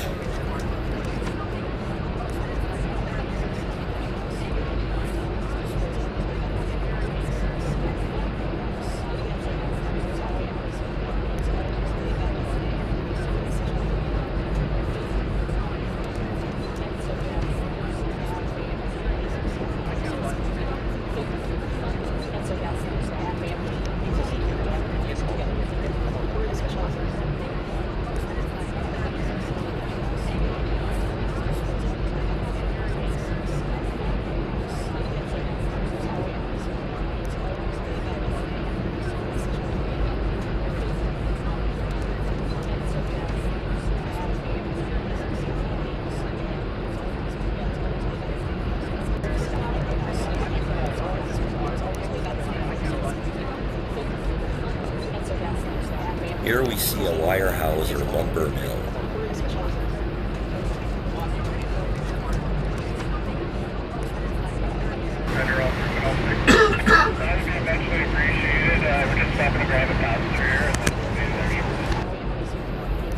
We've arrived at the Edson, Alberta Via Rail Station.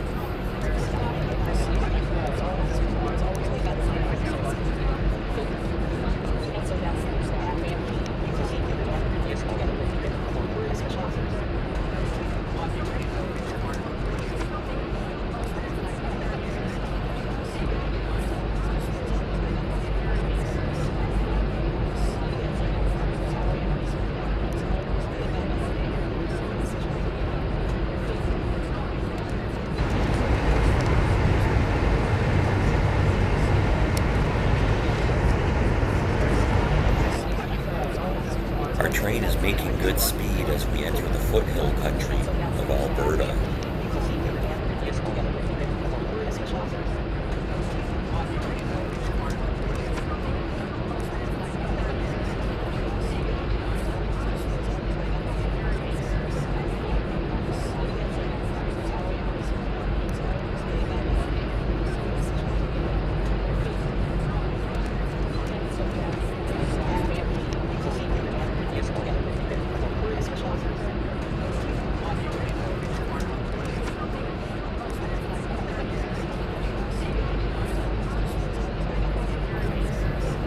This is the Coal Spur Mines Limited coal mine.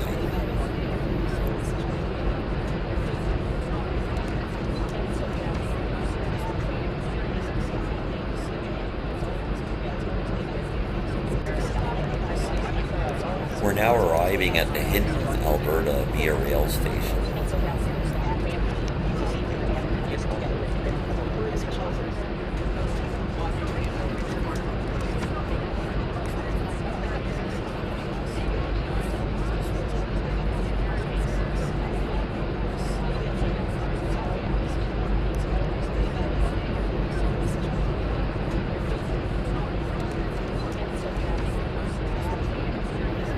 Across the road is the old Hinton Station, which opened in 1911 and is now part of the Northern Rockies Museum, which includes an old Louisville and Nashville wooden combine car.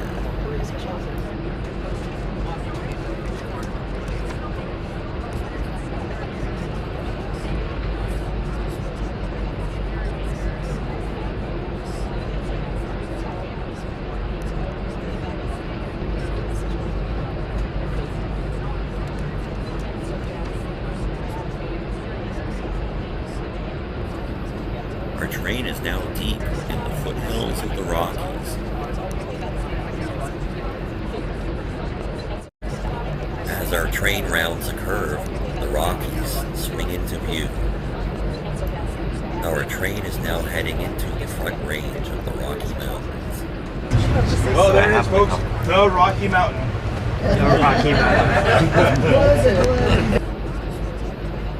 We cross a trestle over the Athabasca River, which now lies to the left of our train.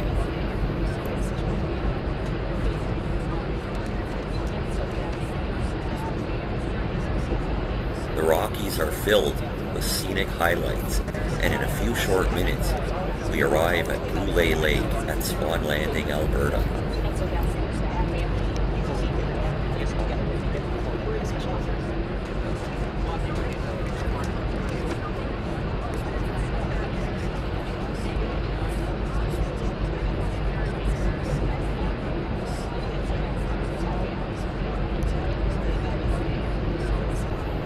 Pass through the large CN yard at Swan Landing, Alberta. For anybody paying attention to the mile markers, we're looking for mile marker 205. That'll be that 750-foot tunnel we go through. Now take a look, after we go through the tunnel, take a look around us, especially behind us. There's a natural salt lake formation there that attracts a lot of wildlife, especially bighorn sheep.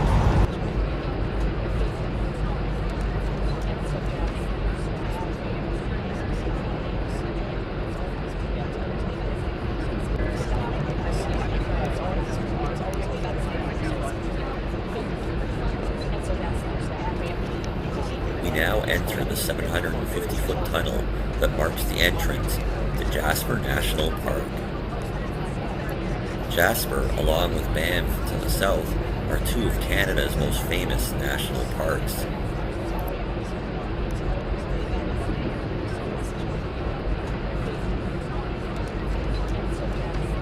There is plenty of wildlife to be found in Jasper Park,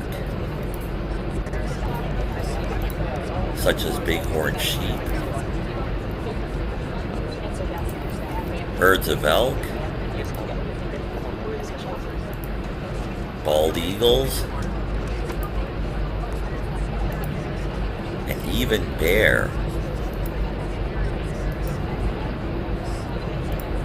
On this trip, it was raining and most of the animals were bedded down, so the prior wildlife pics were from a previous trip.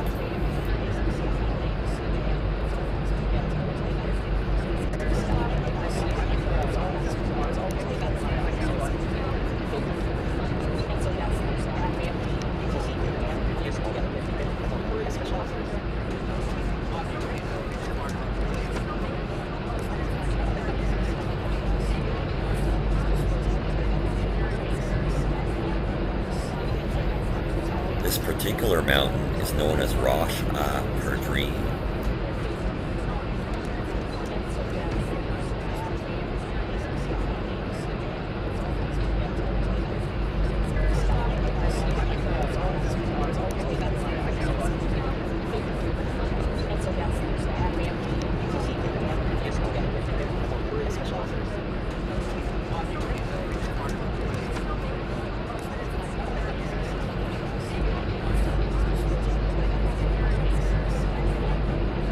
There's a lot of traffic on the Edson sub, and we meet one freight train after another.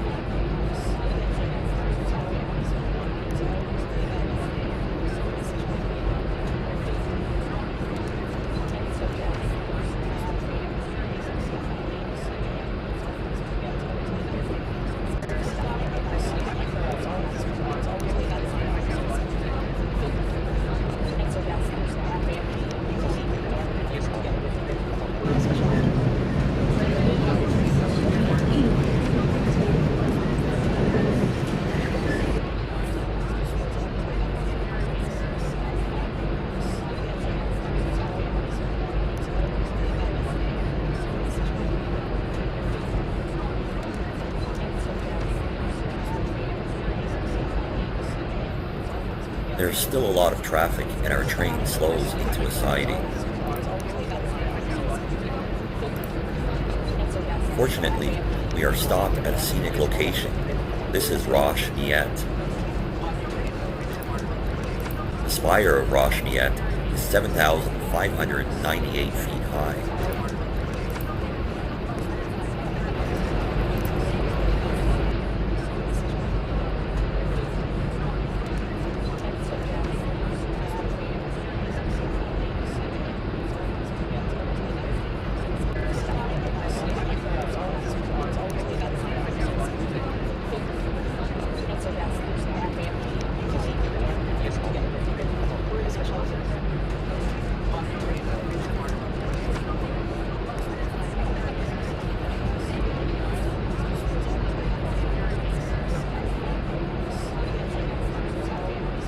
It is now time for brunch. Let's head to the dining car.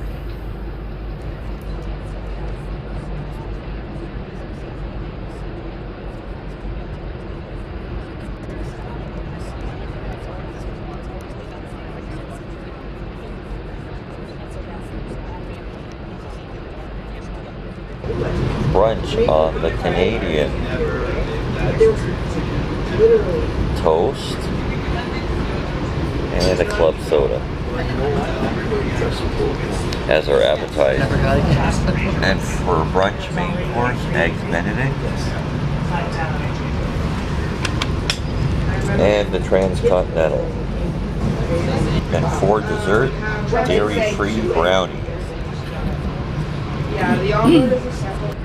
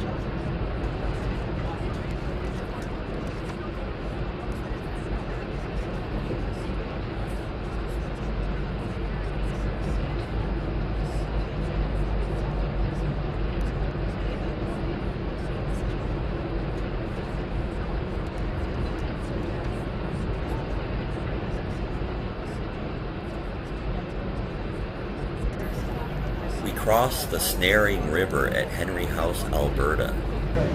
Henry House is a scenic location where the eastbound and westbound Canadians often meet, with Mount Gargoyle in the background, as shown in this photo from a prior trip.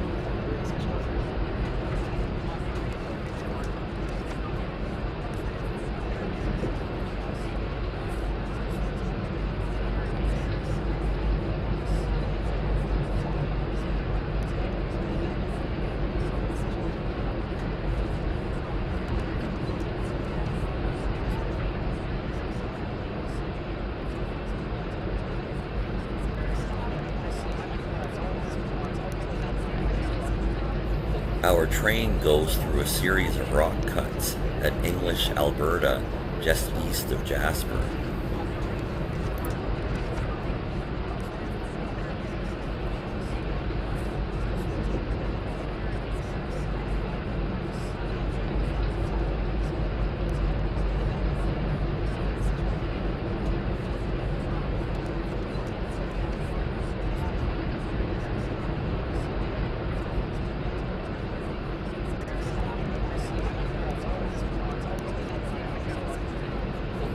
Our train gains elevation as it approaches the town of Jasper.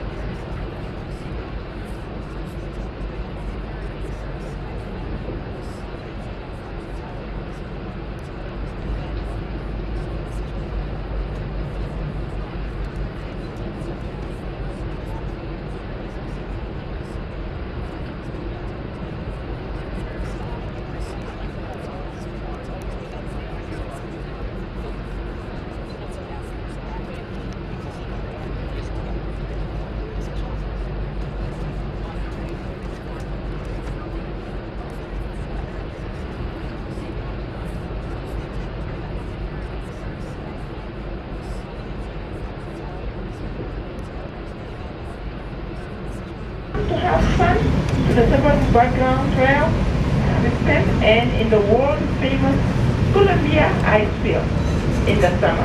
Adventurous type can try everything from scuba diving to exploring a World War wreck in Patricia Lake. In the winter, they can walk among the spectacles of the magnificent canyon. Marilyn Monroe came here to shoot the river of the Northern in 1953. The captain crew traveled 42 miles, shooting on the special train. A local newspaper developed their vehicle, the $1 million commuter train, because of precious cargo. Welcome to Jasper, Alberta.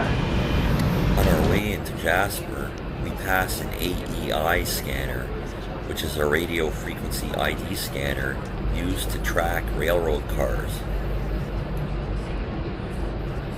We cross Canuck Drive on our way into Jasper.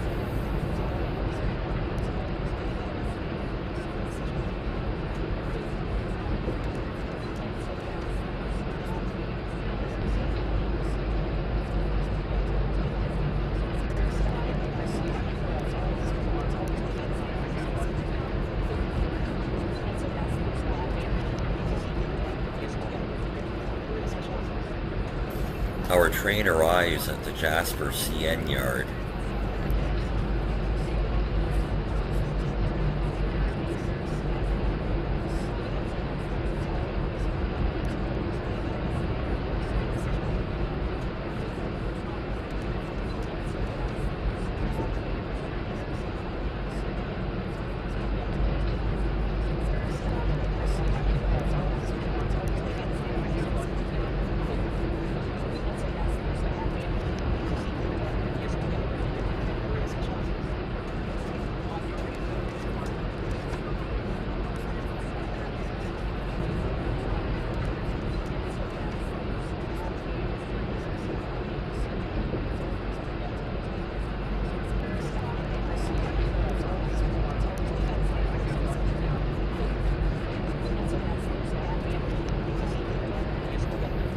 We pass through the town of Jasper on our way into the station.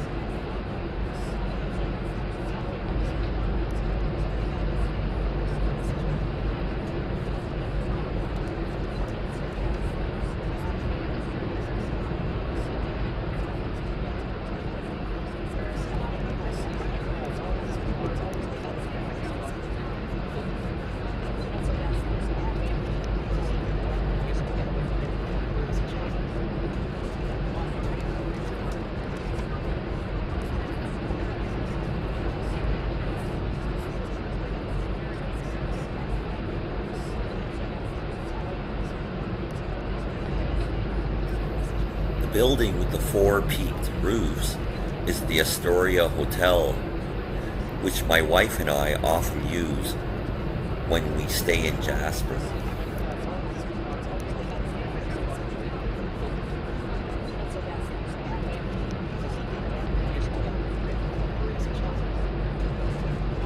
As we arrive at Jasper Station, we can see the Eastbound Canadian is there before us.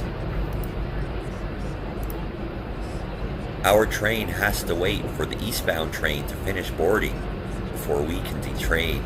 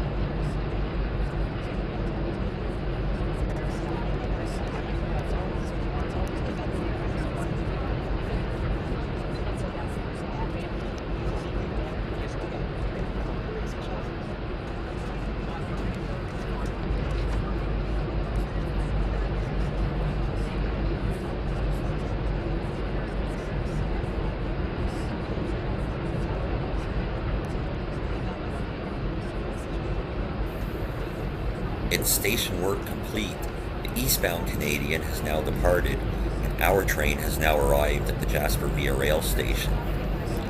In the dome car, we can see the Jasper train station. Jasper Station was built in 1926. The interior features a waiting room, ticket counter, restrooms, and rental cars. Jasper is a railway division point. It is where CN's Edson subdivision ends and CN's Albreda subdivision begins. Jasper is a long station stop, and both the Eastbound and Westbound Canadians get their dome car windows washed here. Jasper town site is very scenic, with Pyramid Mountain in the distance. On display in Jasper is CN number 6015, a Class U1A 482 mountain-type steam locomotive built by the Canadian Locomotive Company in 1923. Our station work complete. We are back in the dome car and ready to depart Jasper. The Canadian is about to begin its haul over the Great Divide as we depart Jasper Via Rail Station.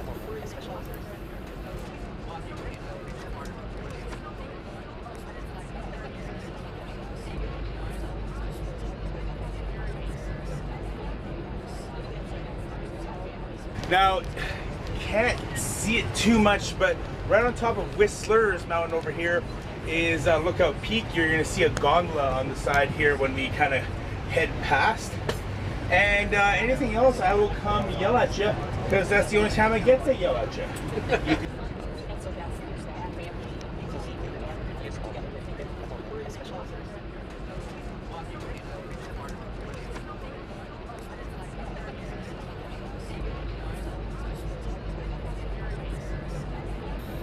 The 2024 Jasper wildfire devastated many homes in the western part of town.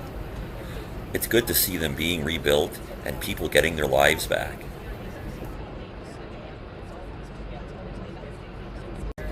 We cross Highway 93, otherwise known as the Icefields Parkway.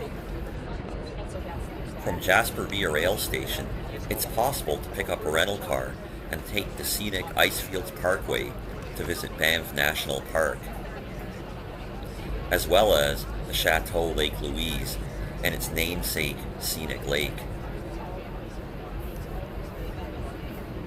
and the Banff Springs Hotel with its $1 million views.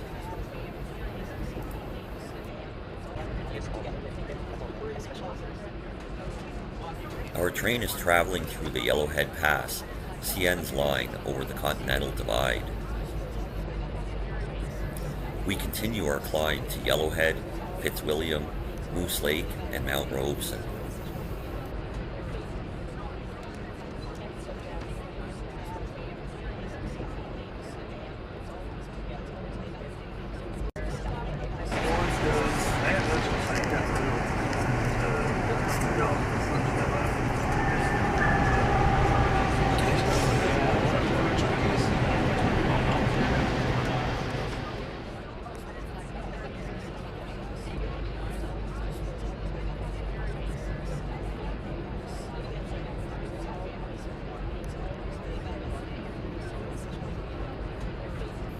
We passed some maintenance of way equipment, keeping CN's line over Yellowhead Pass up and running.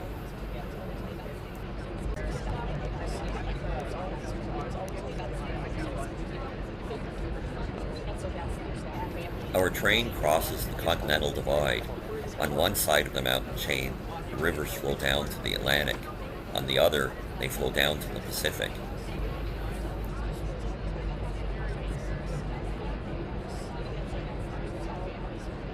It's all downhill from here.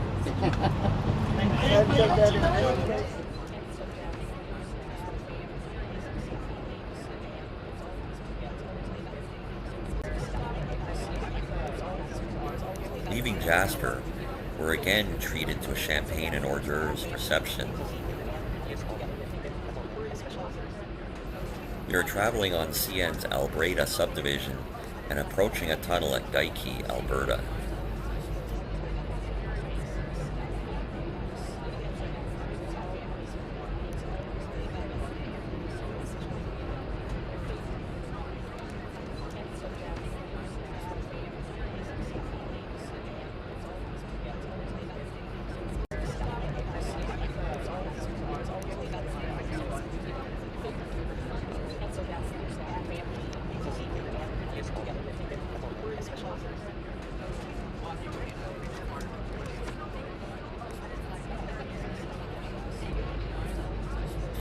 To the right is a slide detector fence. If a rock slide breaks these wires, it trips the signals in the area to red, stopping a train before it reaches the slide.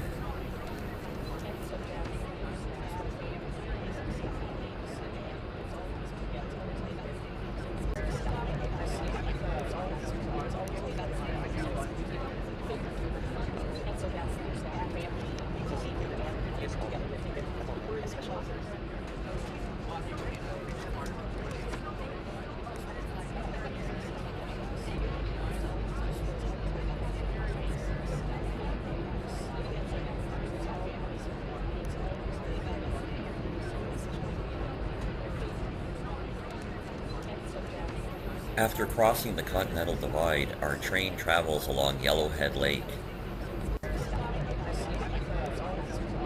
We have left Alberta and are now in the province of British Columbia.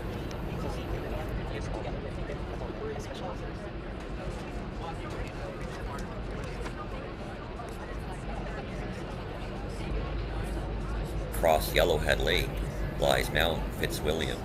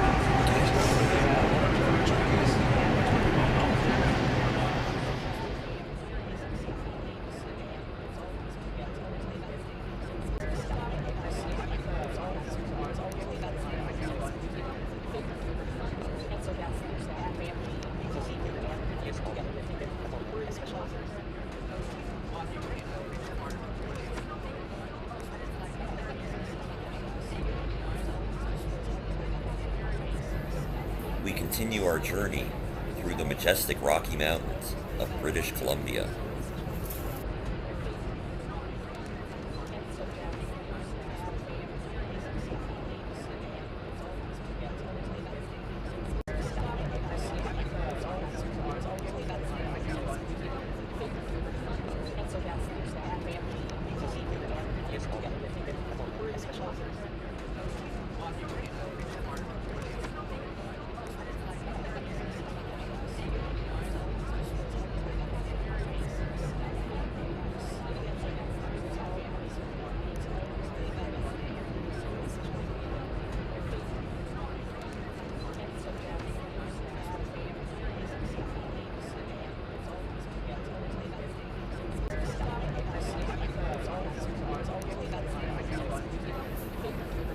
several miles, our train travels along the stunningly beautiful Moose Lake.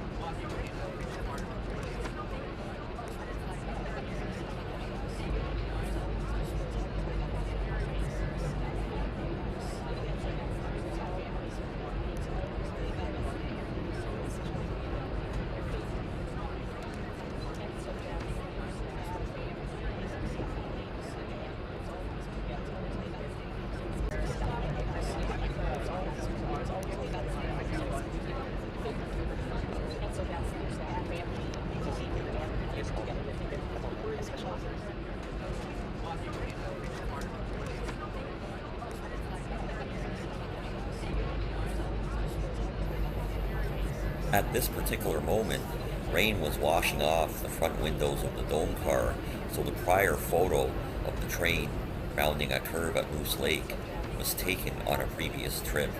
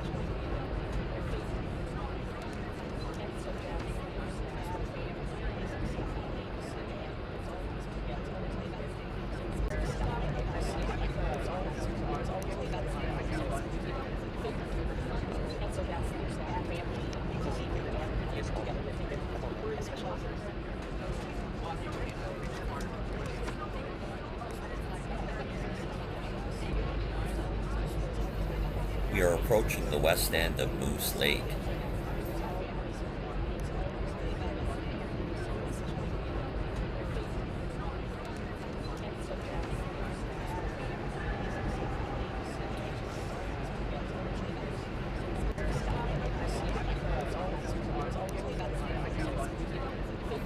Moose Lake is the headwaters of the Fraser River. The Fraser River is the longest river in British Columbia, flowing for 1,400 kilometers into the Pacific Ocean at Vancouver. Our dome car attendant gives a presentation on the Canadian Mint, including this example of a vintage silver dollar and the current $10 bill featuring Via Rail's Canadian. We're going to see the Fraser River 45 minutes before Vancouver Station tomorrow. We cross a bridge over the Fraser River.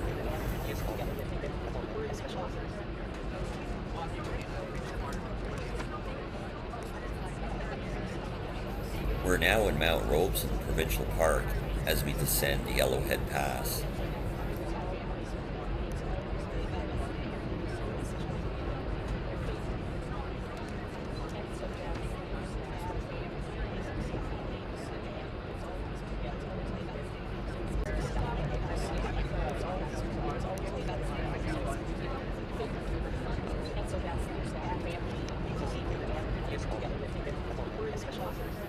The three-crested peak in the distance is Clapperhorn Mountain.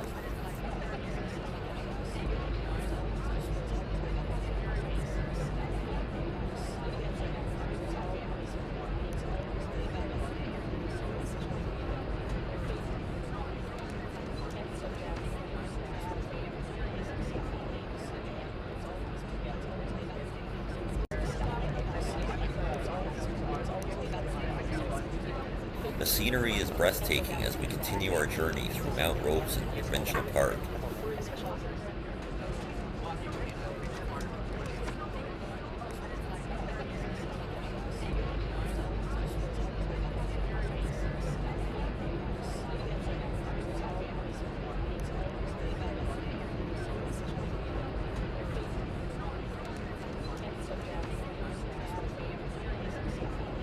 Looking up through our dome car windows, we can see Mount Terry Fox.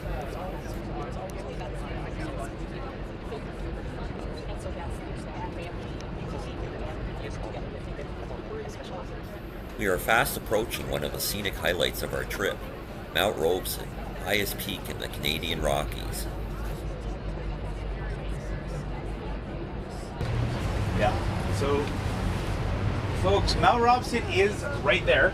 The summit of Mount Robeson is visible on average only 16 days per year. This was not one of those days.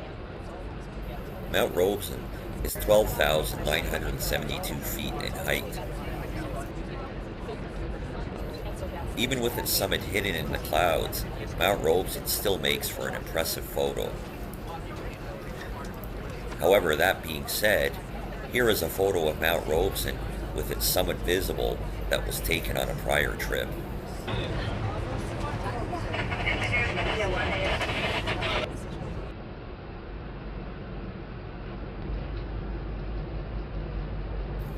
We are now passing through the Robeson Valley.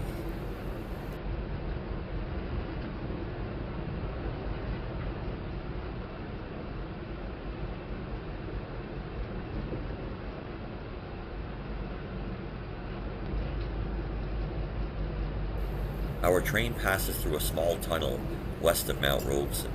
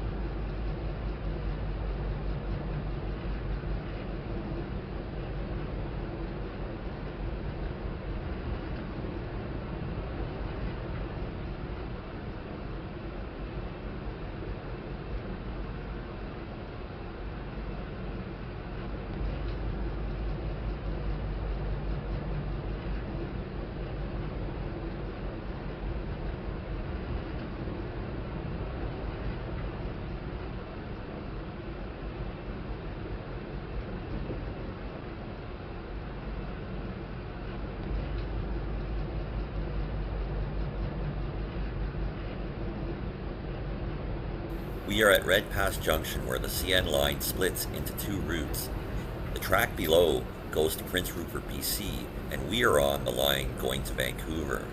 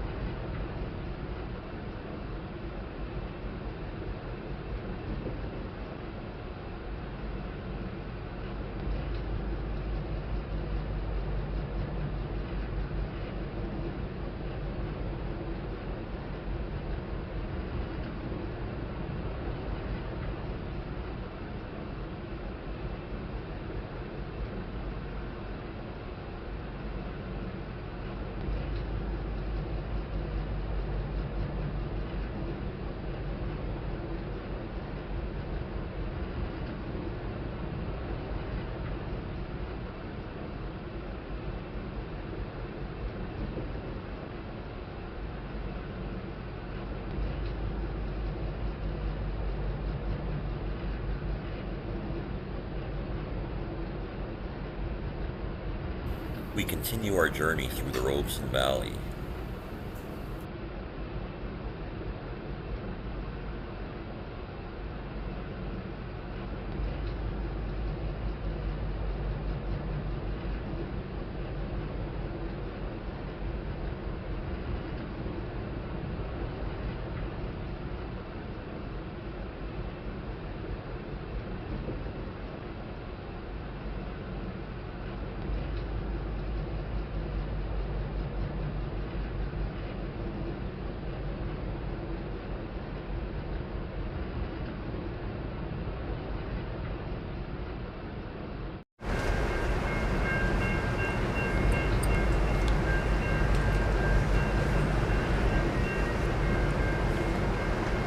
We are now arriving at Valemount via rail station.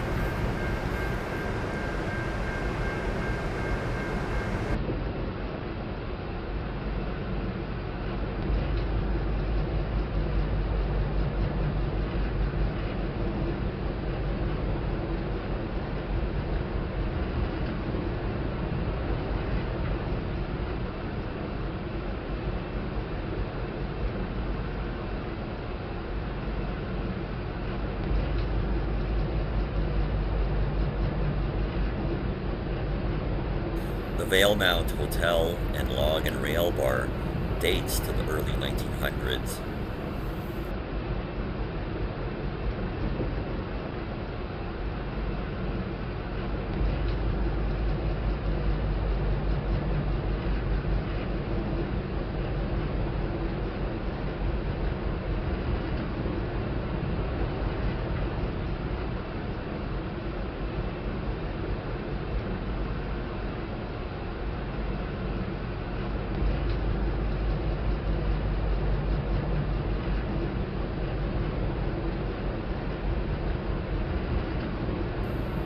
The Selwyn mountain range lies in the distance.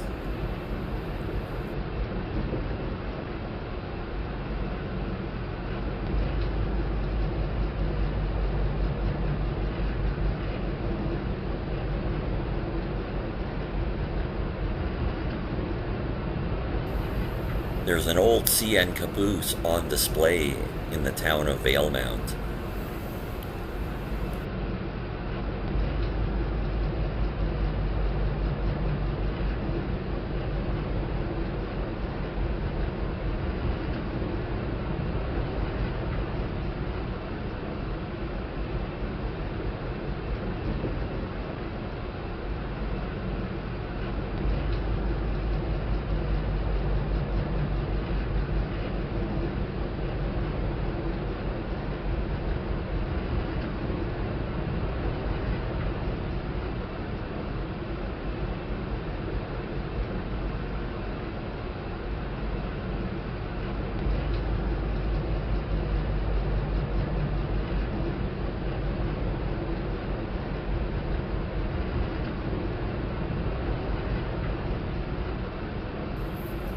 Our train passes the small Valemount Via Rail station platform.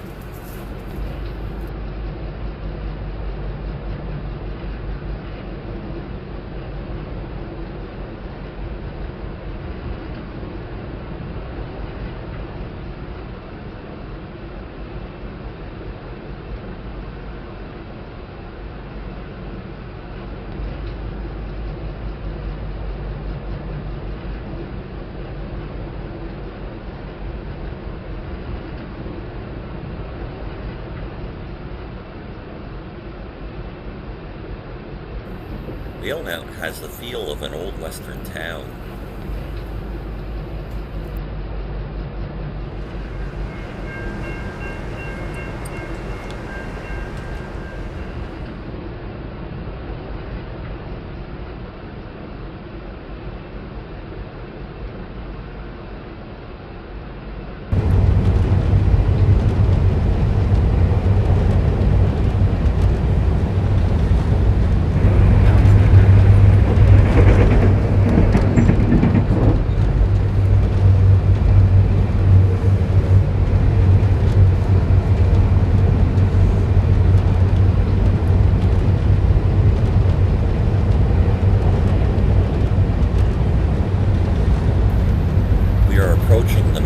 Mountains as we leave the town of Valemount behind.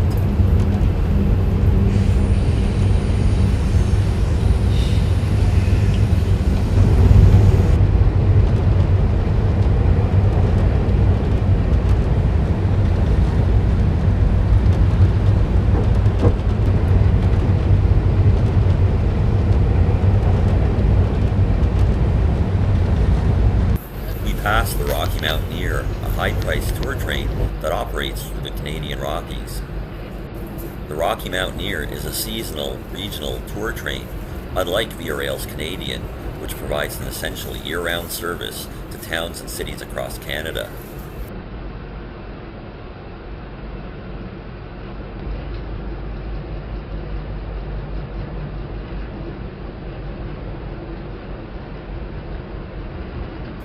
We are now passing through the Menashe Mountains.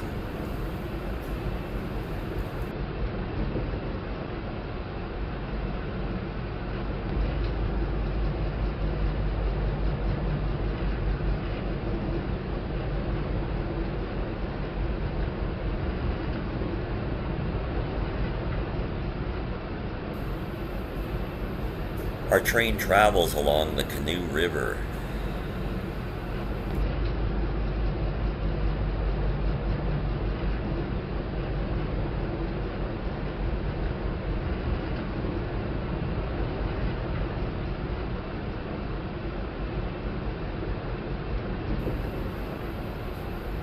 A beaver lodge lies in the river.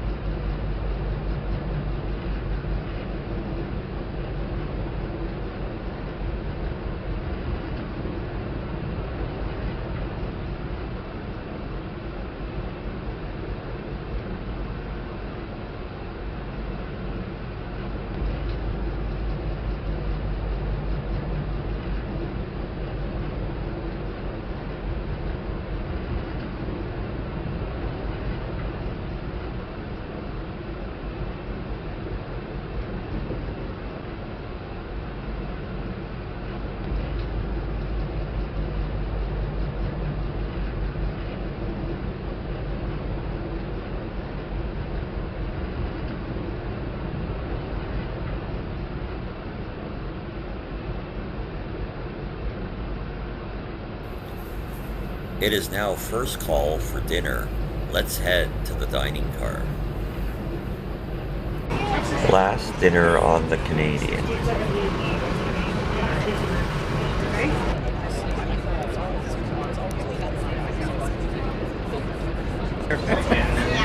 Squash soup. And a vegan salad. For dinner, club soda, and chicken and potato. Chicken and rice.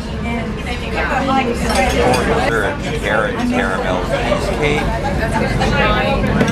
and a dairy-free brownie.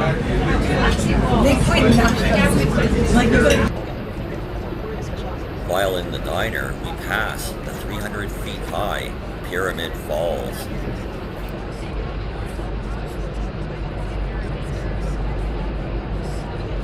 Pyramid Falls makes for an excellent photo op any time of year.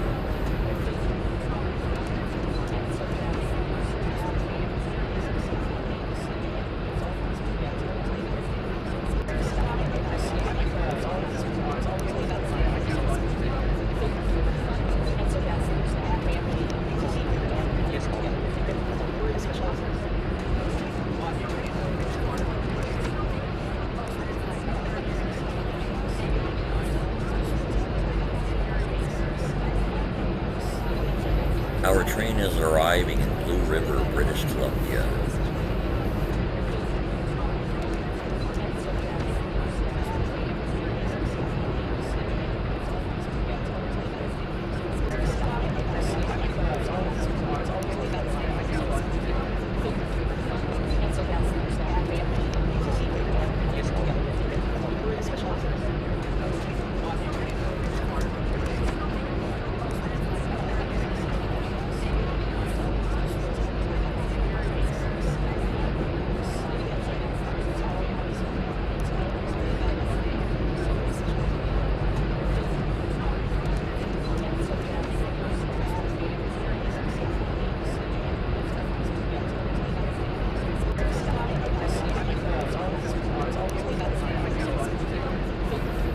We are now arriving at the Blue River Via Rail Station.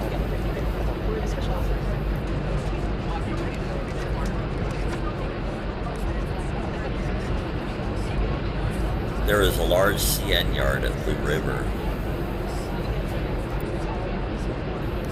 Blue River is a railway division point. It is where CN's Alberta subdivision ends and CN's Clearwater subdivision begins.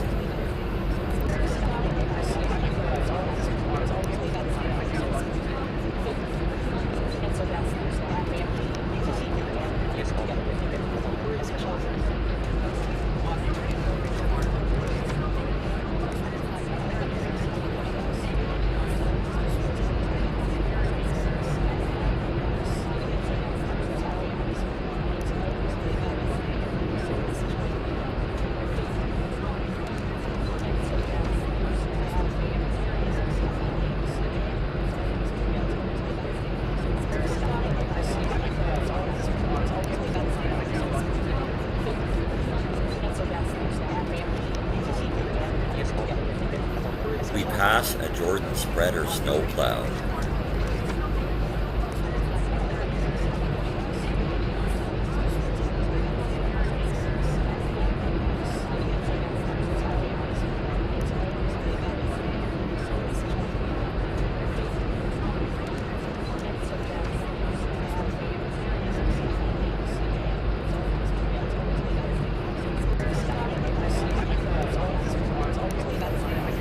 Blue River General Store was built in 1912.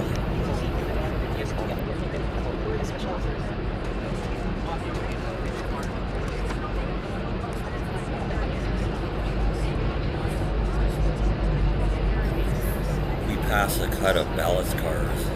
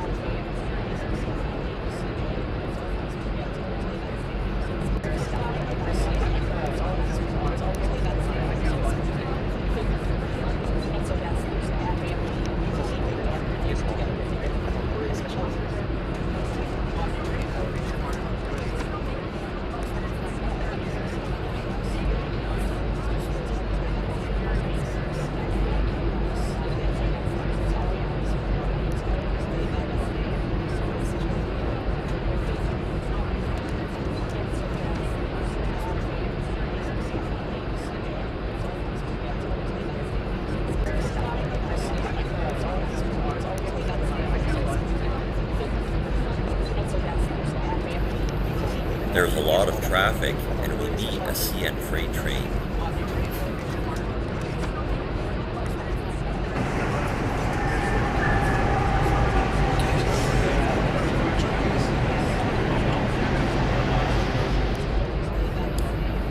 After dinner, let's head to the Skyline car.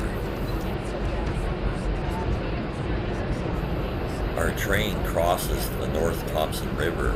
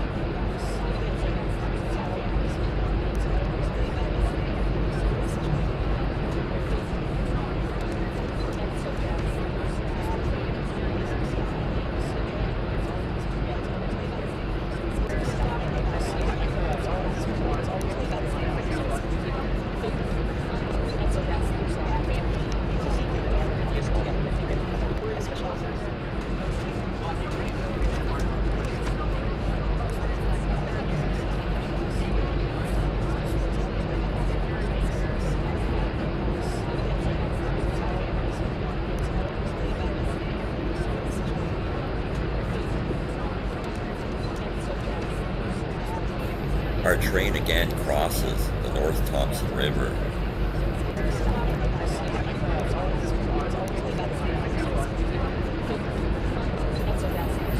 We bypass the flag stop of Clearwater, BC.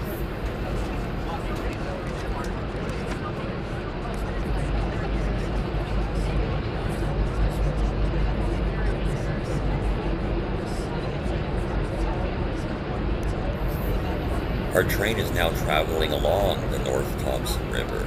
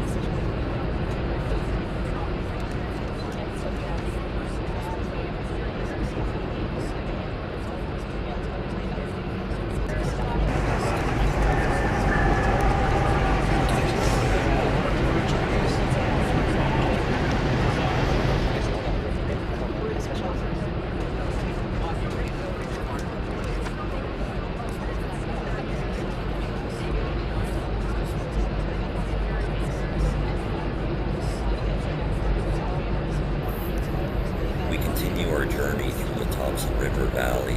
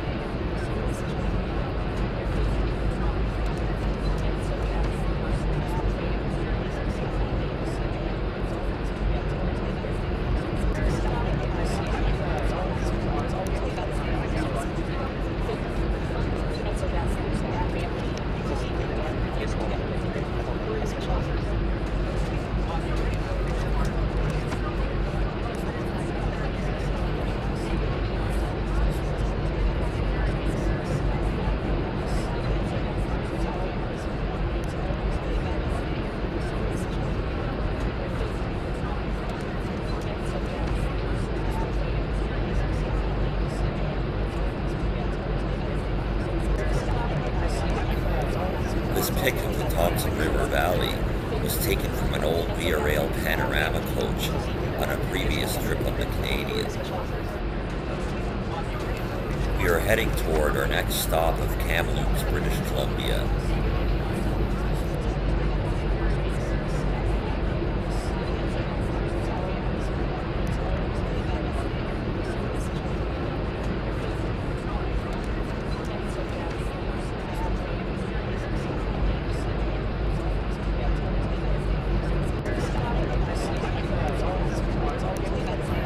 We pass a large junkyard or car farm.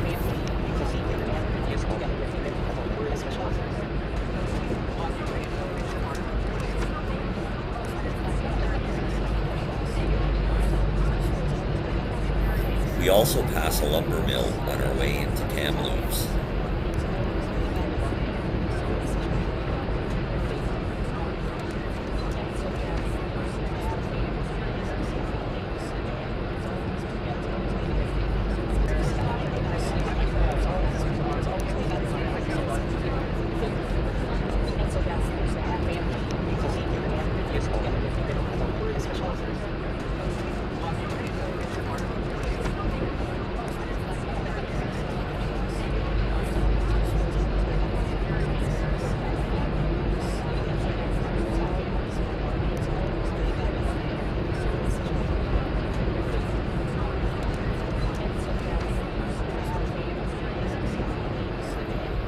Pass a farm with horses east of Kamloops.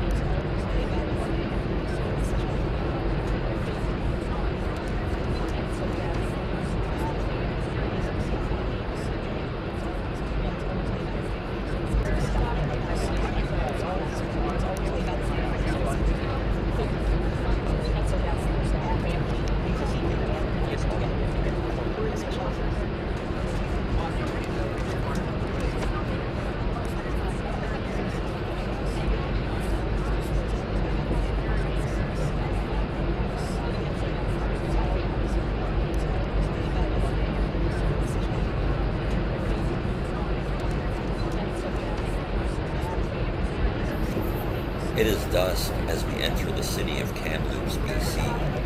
Let's head back to our sleeping car.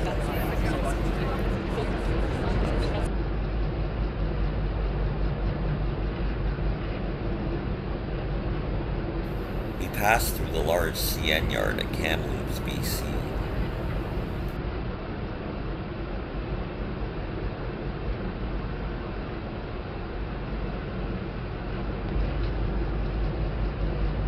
Our sleeping berths have been made up for nighttime use.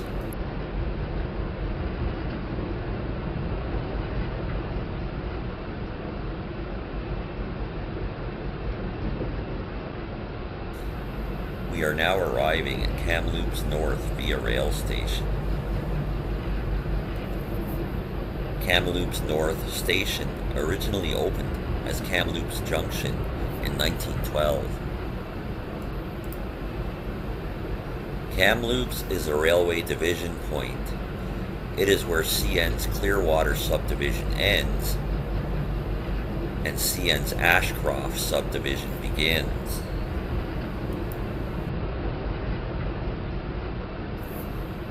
Our train departs Kamloops North via rail station.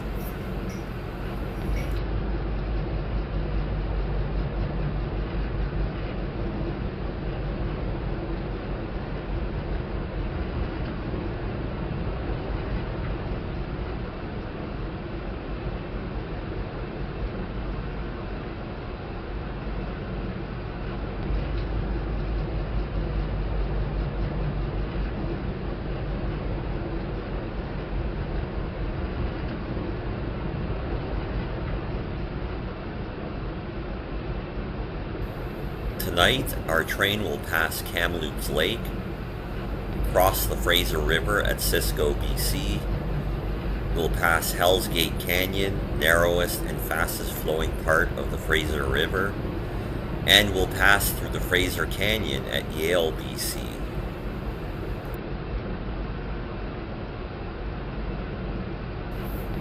It's now time to retire for the night. I'll resume filming in the morning.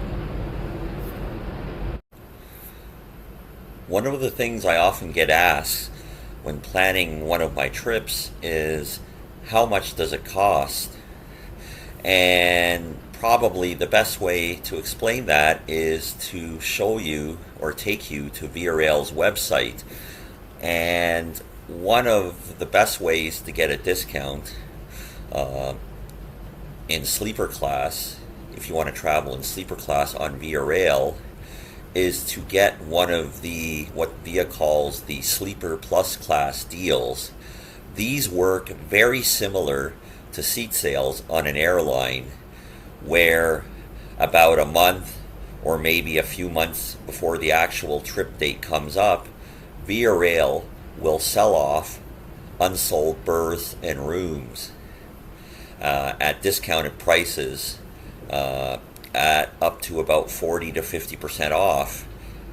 And that is a great way to get a discounted fare in sleeper class, which not only includes your accommodation but also all your meals on the train. So it's very convenient that way, in that it includes all of your meals. And if you want to look up Via Rail's Sleeper Plus class deals, I'll show you the URL here.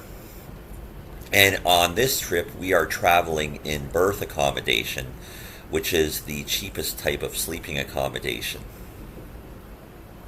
So I will use berth accommodation as an example. So as we can see here, I've called up the Via Rail Sleeper Plus class deals page, and when you scroll down the page, you can see all Sleeper Plus discounts, and we are looking for, in this case, Toronto to Vancouver, which I have highlighted in blue here. And you can actually click on that where I have highlighted, that's a link. When you click on that link, it brings you to this page here, and it shows you all of the Sleeper Plus class deals in the near future for the Canadian, for the Toronto to Vancouver train. And if you note the price, it's $1,131. That's because that's a summertime fare for berth.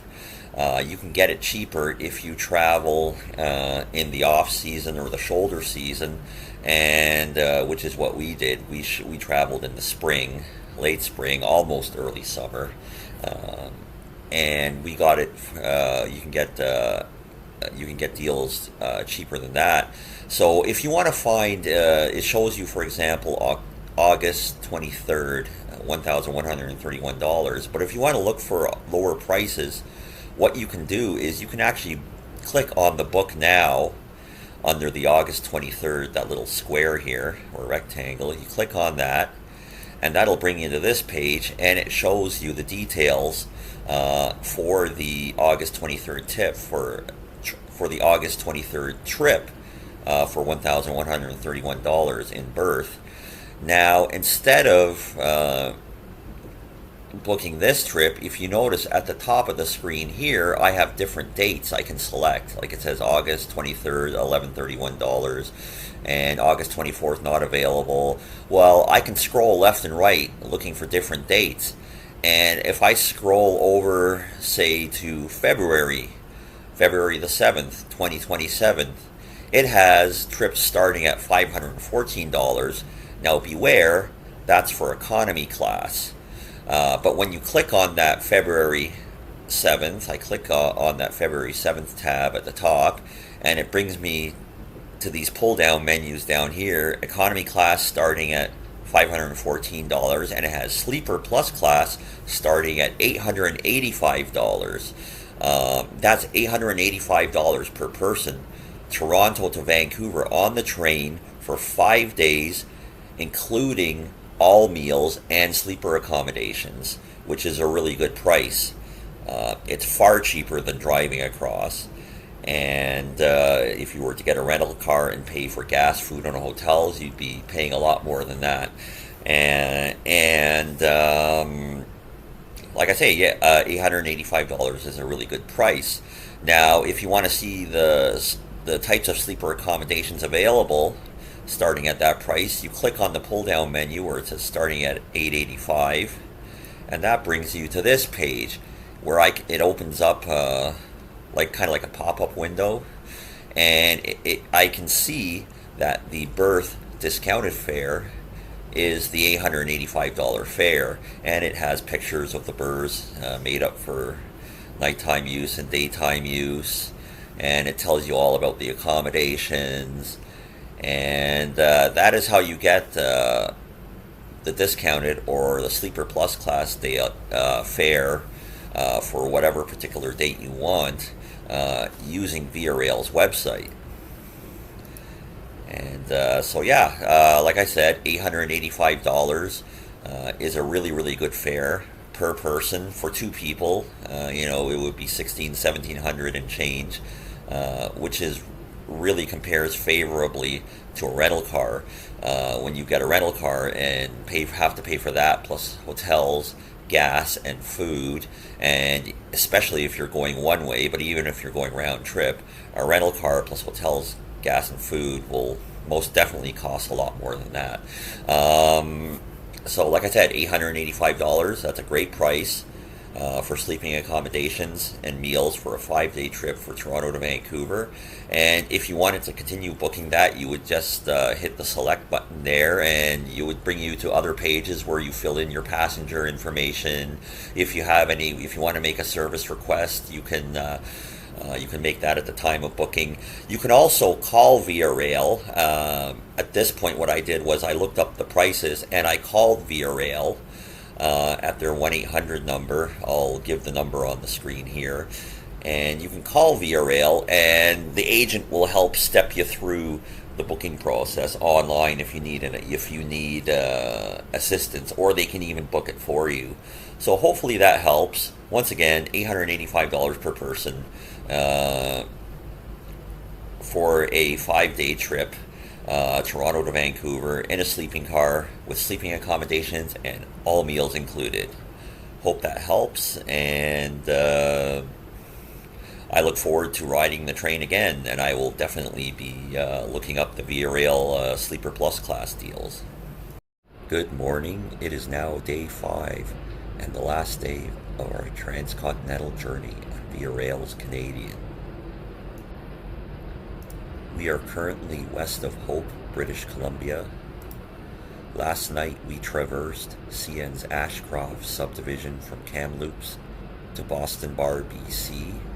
At Boston Bar, BC, we switched on to CN's Yale subdivision, which will continue to follow to the outskirts of Vancouver, upon which point we will switch to BNSF's New Westminster subdivision for the rest of our run to our final destination of Vancouver Pacific Central Station. Let's head to the Dome car for a few minutes before breakfast, and while our berths are being made up for daytime use.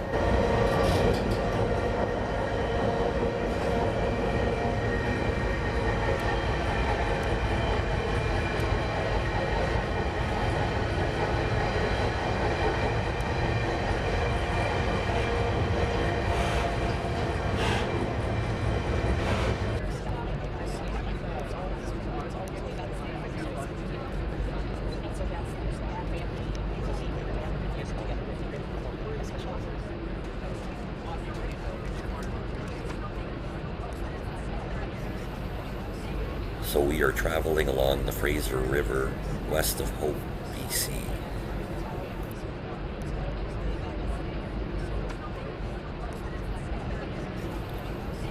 In the distance we can see the mountains of Golden Ears Provincial Park.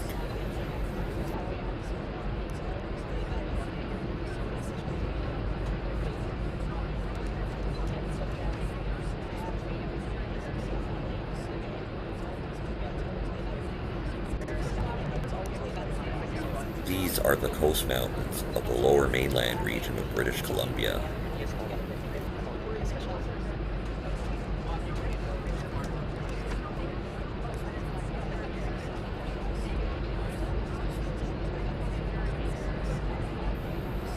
The lower mainland region of BC is known for its winemaking.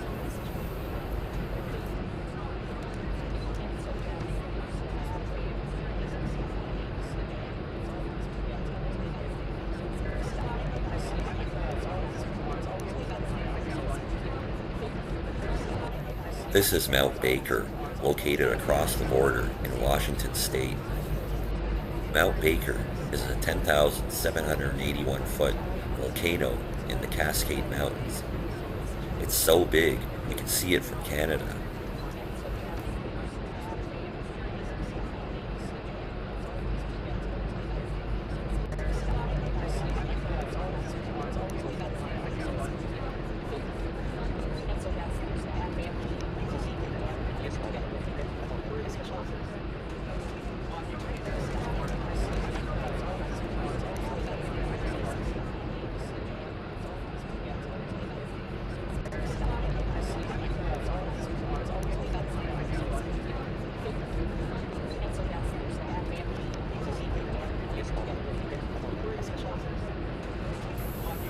It is now time for breakfast.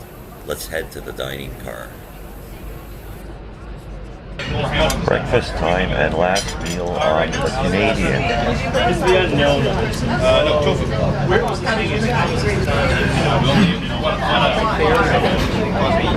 Toast and orange juice. And the transcontinental.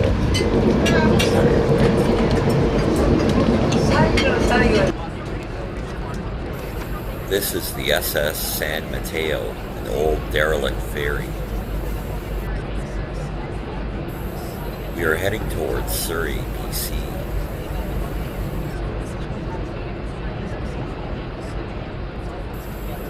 We are now passing through CN's Thornton Yard in Surrey, BC.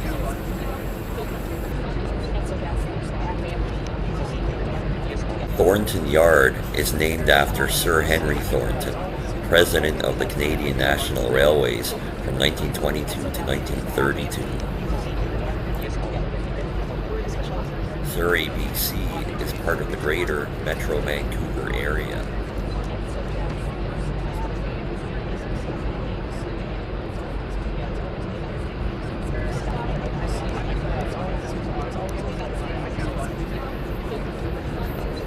We're passing under the Transcanada Highway Bridge over the Fraser River.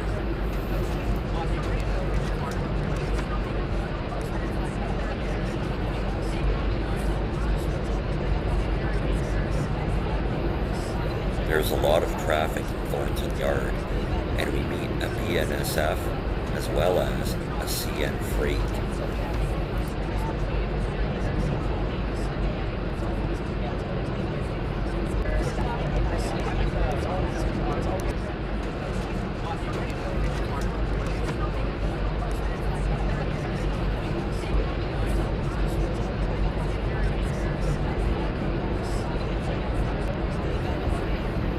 Pass the locomotive shop at Thornton Yard and see all kinds of railroad power.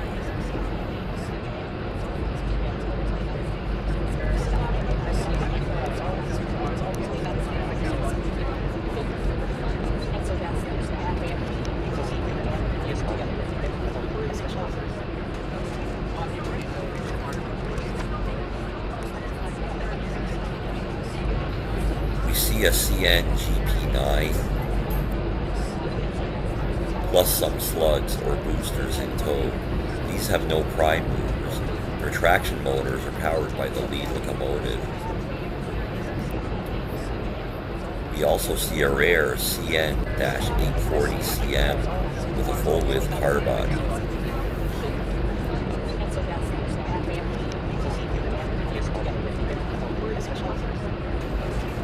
We even see a Canadian Pacific AC 4400, as well as a Burlington Northern Santa Fe ES 44TC and a Dash 944 CW.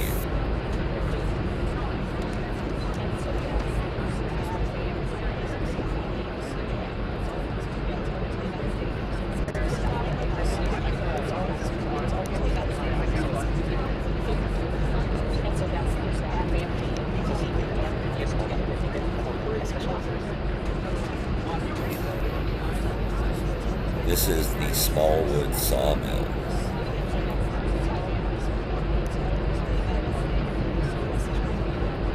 Let's head back to the dome car for the ride into Vancouver. So we're back in the dome car, and we are about to cross the Fraser River into New Westminster, BC. We can see the SkyTrain suspension bridge in the distance. Our train is now crossing the Fraser River into Vancouver.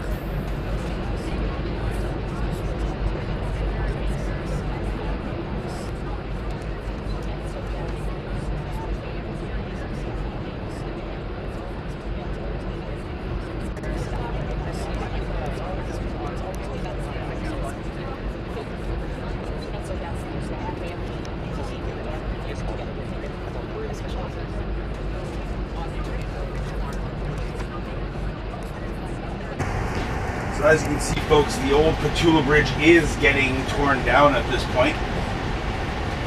Petula was he was a premier of the province. That was his name.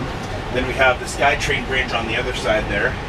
This is the old Petula Bridge, the new Stala Wasam Bridge, which is an indigenous word that means to look upon the river, I believe. And like I was mentioning earlier, this swing bridge is about 125 years old, and there used to be cars that could drive on top of it before. If you don't mind, can you have a look at the baggage car? I guess more than I really trust the door people. Not much. Okay, I'm gonna go check on straight away. Okay, thank you.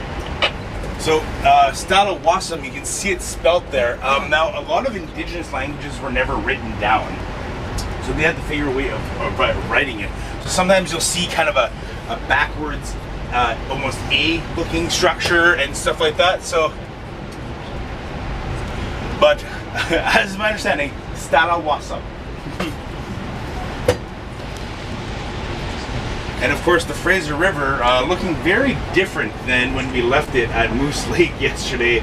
Obviously, it's picked up quite a bit of silt and debris and everything like that. So the ocean over there, and that is, well, if you go that way, you might make it all the way back to Moose Lake. And you'll see the front of our train right over there, just going by the trees.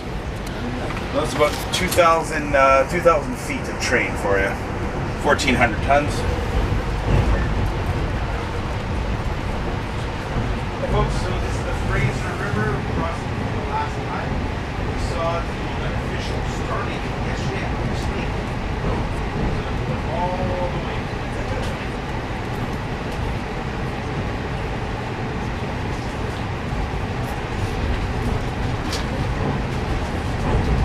You can see a Vancouver SkyTrain as well.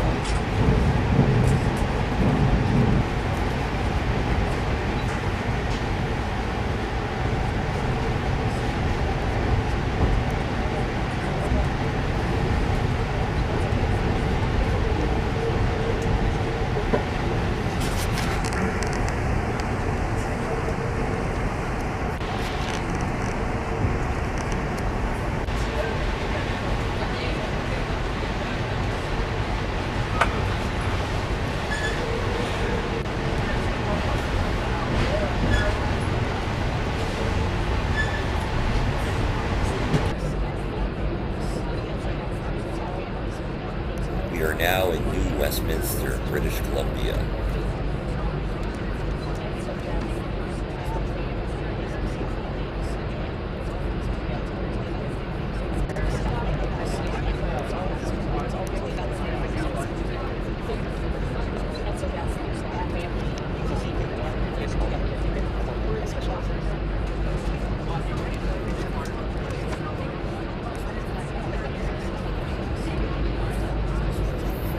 Past the PNSF New Westminster Yard, as well as the Sapperton SkyTrain station.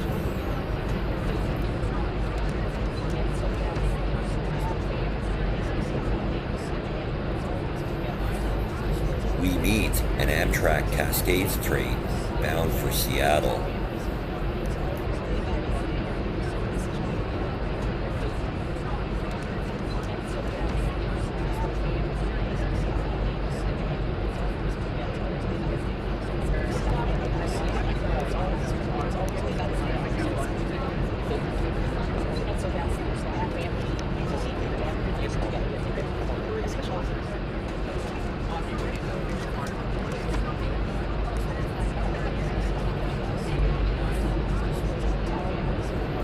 We are now on PNSF's New Westminster subdivision for the remainder of our trip to Vancouver.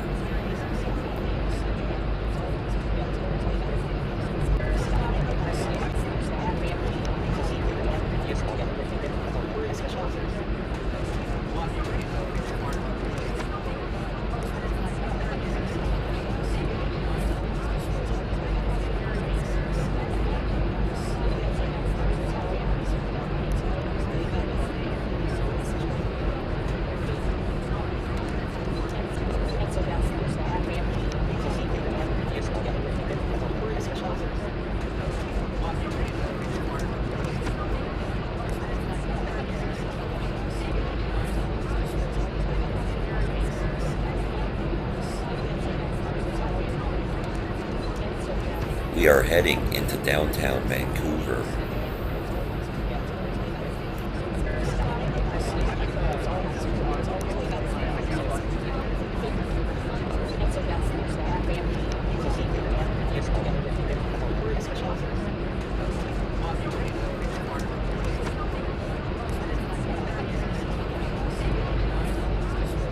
We pass Vancouver TransLink trolley bus.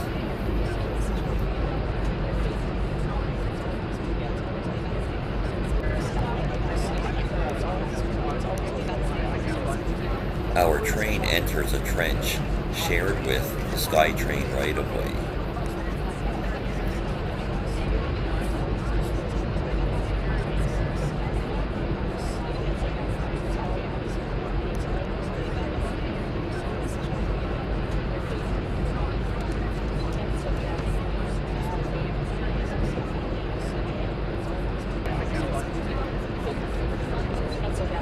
The Vancouver skyline swings into view as we approach Pacific Central Station.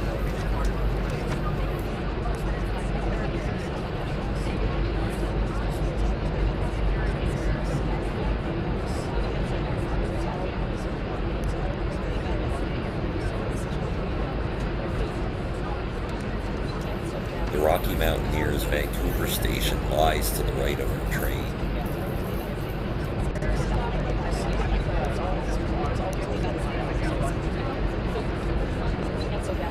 Our train is now backing into Pacific Central Station. We see a SkyTrain. The SkyTrain is Vancouver's rapid transit system.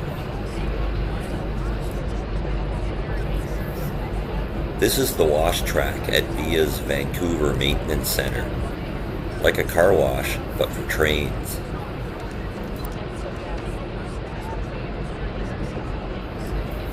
We see a West Coast Express commuter train at Via's Vancouver Maintenance Center.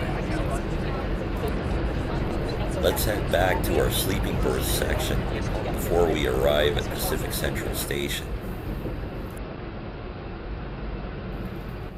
We are now arriving at Via Rail's Pacific Central Station, last stop for Via Rail's Canadian.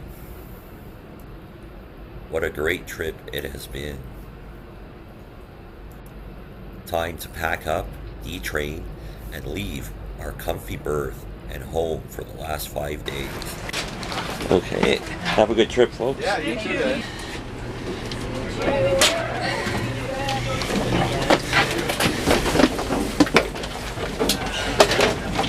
Thank you. Thank you. Thanks.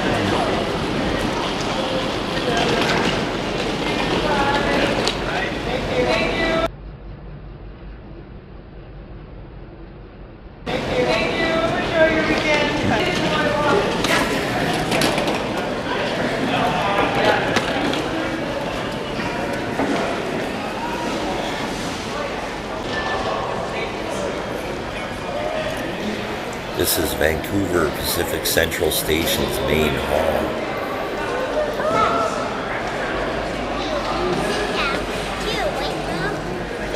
Excuse me.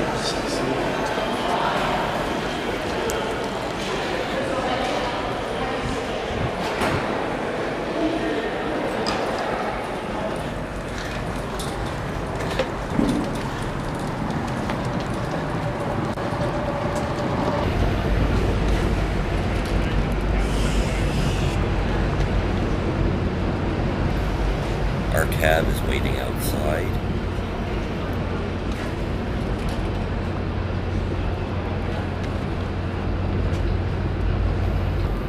Vancouver's Pacific Central Station was built in 1919. Canadian Pacific number 374 sits on display at the Drake Street Roundhouse, just a few blocks from Pacific Central Station.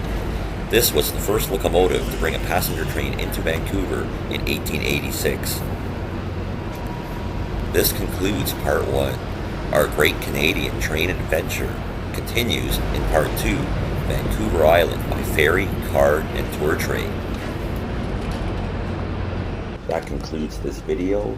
Hope you enjoyed. Thank you for watching.